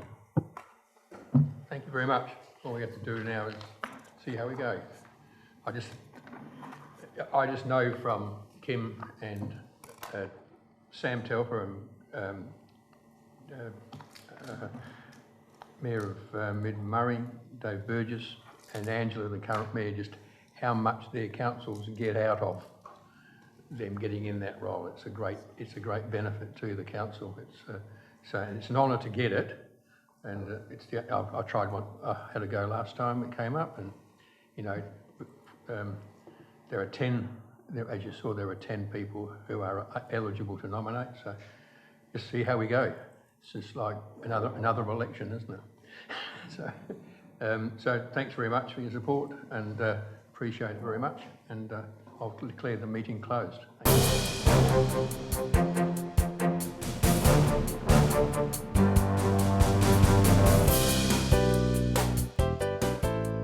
South Coast Television, your community, your voice.